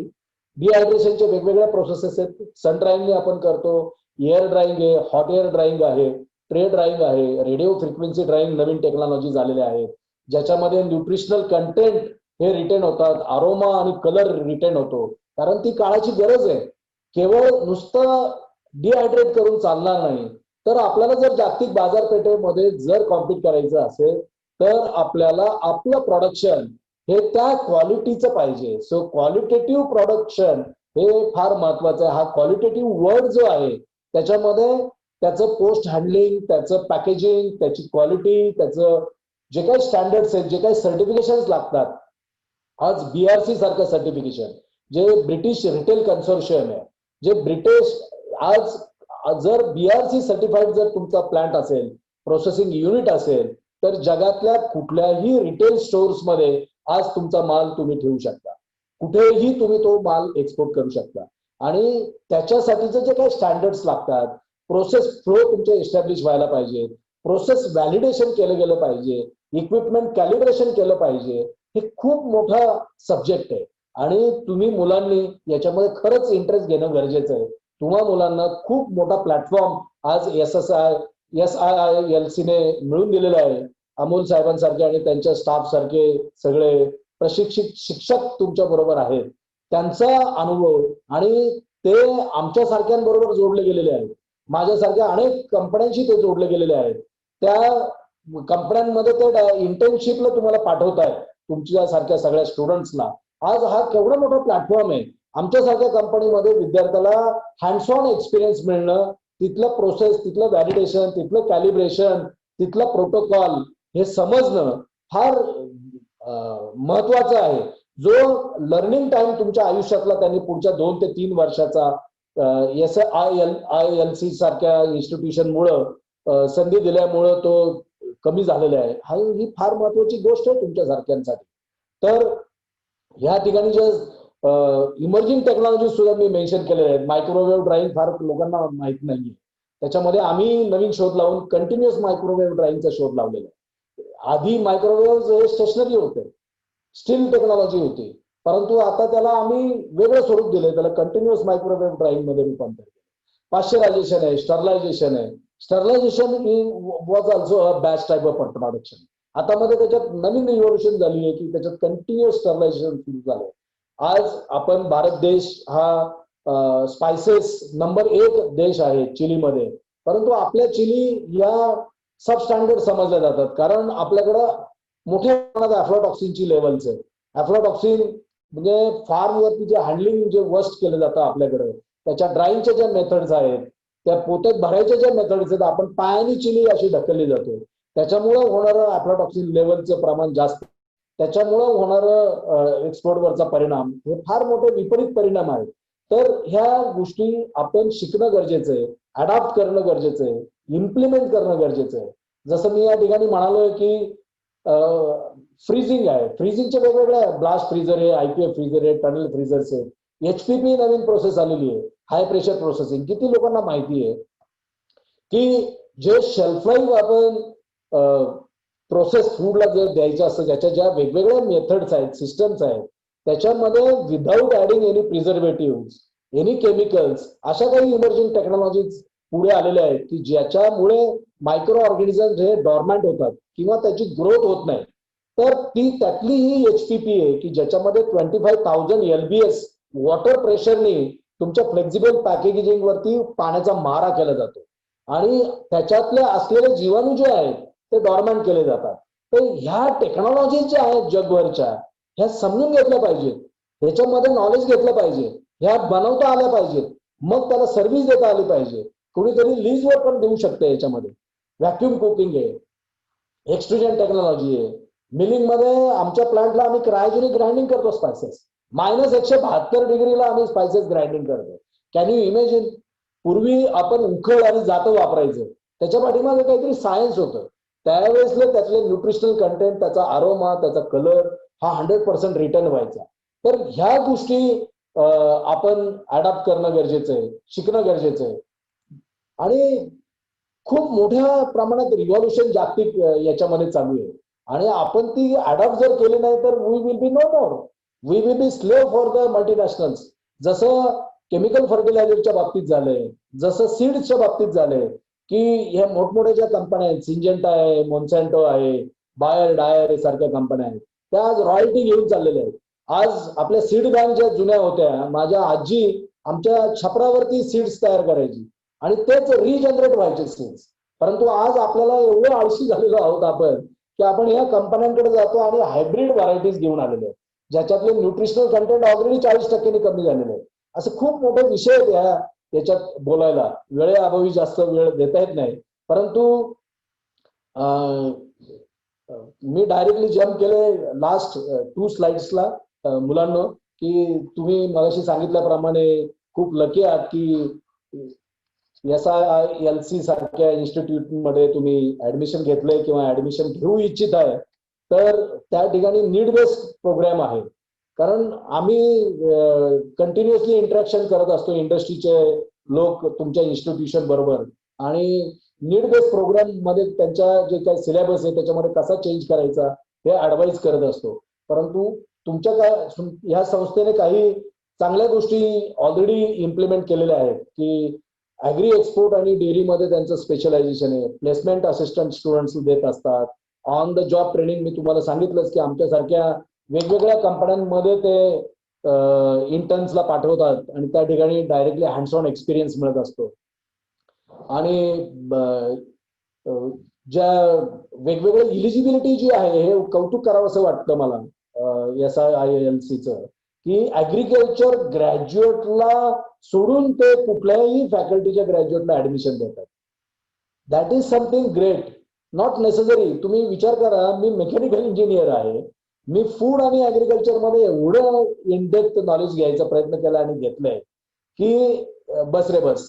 सो एज्युकेशन जे बेसिक आहे त्याला इम्पॉर्टन्स नसतो, तुम्ही काय शिकलात पुढे परत जाऊन आणि काय इम्प्लिमेंट केलं त्याला फार महत्व असतं. म्हणून मी अमोल साहेब आणि त्यांच्या सकाळ उद्योग समूहाचं कौतुक करेल की त्यांनी बाकीच्याही फॅकल्टीच्या स्टुडंट्सला, ग्रॅज्युएट स्टुडंट्सला त्यांनी संधी दिली आणि त्या संधीचा मुलांना 100% फायदा होईल. आणि त्यांनी घेतलेल्या ऍडमिशनचं मुलांचं कौतुक करावं असं तेवढं कमी आहे. आणि बाकीच्यांनी पण अशा इन्स्टिट्यूटमध्ये ऍडमिशन घ्यावी. मगाशी सांगितल्याप्रमाणे मी त्यांना 2 गोष्टी यावेळेस पोस्ट कोविड ऍडवाइज करेल की आर्टिफिशियल इंटेलिजन्स हा एक जो सब्जेक्ट आहे किंवा टेक्नॉलॉजी जो हा एक सब्जेक्ट आहे त्यांनी त्याच्याकडे जास्त फोकस करावा अजून. कारण जगभर ही रिव्हॉल्युशन आहे, जशी मोबाईलची रिव्हॉल्युशन आली, जशी छोट्या ट्रॅक्टरची आपल्याकडे रिव्हॉल्युशन आली, ड्रीप इरिगेशनची रिव्हॉल्युशन आली, तशीच रिव्हॉल्युशन ह्याही इंडस्ट्रीमध्ये शेतीत येणार आहे. कारण गट शेतीला हळूहळू महत्व प्राप्त होत चाललंय, FPOs ऍक्टिव्ह होत चाललेले आहेत, लोक समूह शेती करायला मागे लागलेले आहेत आणि त्या याच्यामध्ये सर्टन क्रॉप्स ते आमच्या बरोबर कॉन्ट्रॅक्ट फार्मिंग करायला जुडलेले आहेत. आणि आम्ही सांगितल्याप्रमाणे आम्ही 1200 एकर वरती खमम या जिल्ह्यामध्ये, वरांगळ तेलंगणामध्ये आम्ही चिलीचं कल्टिव्हेशन करतो, तिकडे कॉन्ट्रॅक्ट फार्मिंग. सेलमला आम्ही टर्मरिकचं करतो. तसं महाराष्ट्रातही काही प्रमाणात आम्ही वेगवेगळे क्रॉप्स घेत असतो. तर या सगळ्याचा फायदा हा 100% मुलांना होईल. आणि there are enormous opportunities I will say with this education. कारण शेती आणि शेतीवर आधारित असलेले जे व्यवसाय आहेत, अनेक व्यवसाय, पोल्ट्री आहे, फिशरीज आहेत, खूप व्यवसाय आहेत जे करता येण्यासारखे आहेत, याला जोडधंदे म्हणतो आपण. आणि ज्याच्यामुळं शेतकऱ्याचं उत्पन्न डबल व्हायला 100% मदत होईल. पंतप्रधानांचे स्वप्न आपण पूर्ण करायला हातभार लावू शकतो. आणि आपली जी गेलेली शेतीची नाळ आहे ती कुठेतरी परत जोडायचा प्रयत्न करू. आणि तुम्ही जे काय सुशिक्षित लोक या ठिकाणी आलात, मला पूर्ण कल्पना आहे की biodynamic way of farming, spiritual farming, organic farming आणि या सगळ्याचं कॉम्बिनेशन करून आपण नैसर्गिक शेती जर केली चांगल्या रीतीने तर आपलं प्लॅनेट सेव्ह व्हायला आपण हातभार लावू, बायोडायव्हर्सिटी मेंटेन करायला आपण हातभार लावू आणि हेल्दीनेस, हॅपीनेस, वेलनेस हा सोसायटीमध्ये आणण्यासाठी आपण 100% त्याच्यामध्ये सगळ्या जणांचा हातभार लागेल. तुम्हाला सर्व विद्यार्थ्यांना शुभेच्छा पुढील वाटचालीसाठी.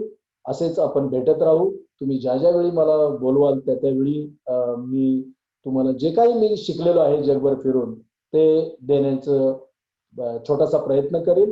माझ्यासारखे अनेक तज्ज्ञ लोक आहेत, परंतु मी पण जे काही शिकलोय तो नेहमी मला देण्यासाठी आवडतं आणि तुम्ही बोलवत राहा, मी देत राहील. धन्यवाद. नमस्कार. धन्यवाद विकास सर. या ठिकाणी एका उद्योजकाच्या अनुभवातून आपण जे काही अनुभव या ठिकाणी शेअर केलेत आपल्या सर्वांना, मला वाटतं अतिशय मोलाचं असं मार्गदर्शन सरांनी केलेलं आहे. आणि विशेषतः म्हणजे एक महत्वाची गोष्ट मी या ठिकाणी सरांनीच सांगितली की ते नॉन ऍग्रिकल्चर असून सुद्धा ऍग्रिकल्चर मध्ये एक मोठं काम त्यांनी उभं केलेलं आहे आणि हे करता येऊ शकतं. जे काही ऍग्रिकल्चर मध्ये सेक्टरमध्ये पोटेन्शियल आहे त्या ऑपॉर्च्युनिटीज सरांनी अतिशय मला वाटतं मोठ्या प्रमाणामध्ये आपल्यासमोर मांडल्या आणि पोस्ट कोविड यामध्ये कशा पद्धतीने आपण करिअर करू शकतो या संदर्भात मार्गदर्शन केलं. सर, सकाळ माध्यम समूहाच्या वतीने पुन्हा एकदा आपले या ठिकाणी आभार व्यक्त करतो. आपण या ठिकाणी आपला बहुमूल्य वेळ दिलात आणि आपल्या सर्व विद्यार्थी आणि सहभागी सर्व प्रशिक्षणार्थींना मार्गदर्शन केलं. आपले खूप खूप आभार विकास सर. आपण असंच मार्गदर्शन यापुढेही विद्यार्थ्यांना करत राहाल अशी मी अपेक्षा व्यक्त करतो. या ठिकाणी आपल्याला आजच्या कार्यशाळेला जे 2 वक्ते लाभलेत त्यांच्या या कार्यशाळेचे अनुभव आणि या कार्यशाळेला एकूणच आपण सर्वांनी जो प्रतिसाद दिला त्याबद्दल आपल्या सर्वांचं मी सकाळ माध्यम समूह, SIILC आणि अॅग्रोवन यांच्या वतीने आभार व्यक्त करतो.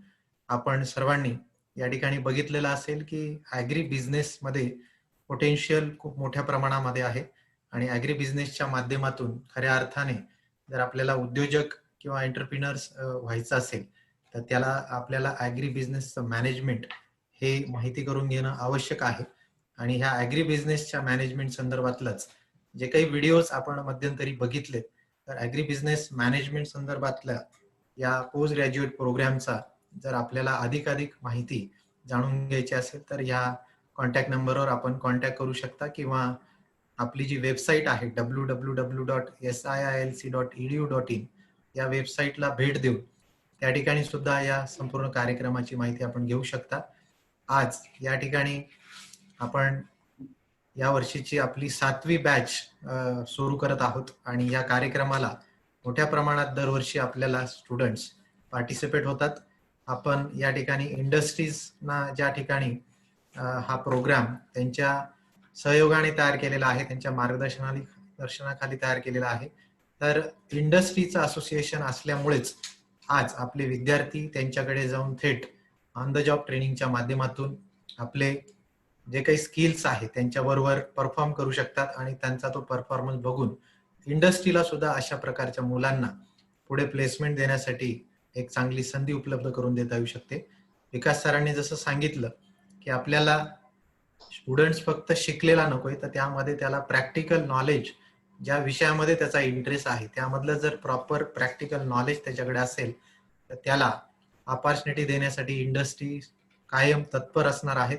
इथून पुढे सुद्धा खूप मोठ्या प्रमाणामध्ये या इंडस्ट्रीजमध्ये अशा पद्धतीचं मॅन पॉवरची गरज भासणार आहे आणि त्यामुळेच अशा या अभ्यासक्रमांना आपल्याला प्रवेश घेता येऊ शकतो आणि अशा माध्यमातून आपण ती ऑपॉर्च्युनिटी गेन करता येऊ शकते. तर आपण सर्वजण या कार्यशाळेला उपस्थित राहिलात आणि या कार्यशाळेला उपस्थितांचं मार्गदर्शन डॉक्टर हरिहर कौसडीकर सर आणि विकास दांगट सर यांनी केलेलं मार्गदर्शन आपण शांतपणे ऐकून घेतलं. आपल्या सर्वांचे पुन्हा एकदा व्यक्त करतो. आपले आजचे वक्ते डॉक्टर कौसडीकर सर आणि दांगट सर आपले सुद्धा सकाळ माध्यम समूहाच्या वतीने खूप खूप आभार. या कार्यशाळेला माझे सहकारी विशाल नाईक, आरती महाजन, कार्तिकी पाटील, वरद आणि सर्व टीम यांनी सर्वांनी खूप सहकार्य केलं. त्यांच्याही या ठिकाणी आभार व्यक्त करतो आणि आपण ही कार्यशाळा या ठिकाणी थांबवत असल्याचं मी या ठिकाणी आपल्याला आपण थांबवत आहोत. सर्वजण घरी राहा, सुरक्षित राहा, ऑनलाईन राहा आणि आपले जे काही प्रश्न असतील जर आपल्याला आमच्याशी संवाद साधायचा असेल तर दिलेल्या नंबरवर कॉन्टॅक्ट करून आपण त्यावर अधिकाधिक माहिती घेऊ शकता. Thank you so much. Thank you doctor Kausadikar sir. Thank you Vikas sir.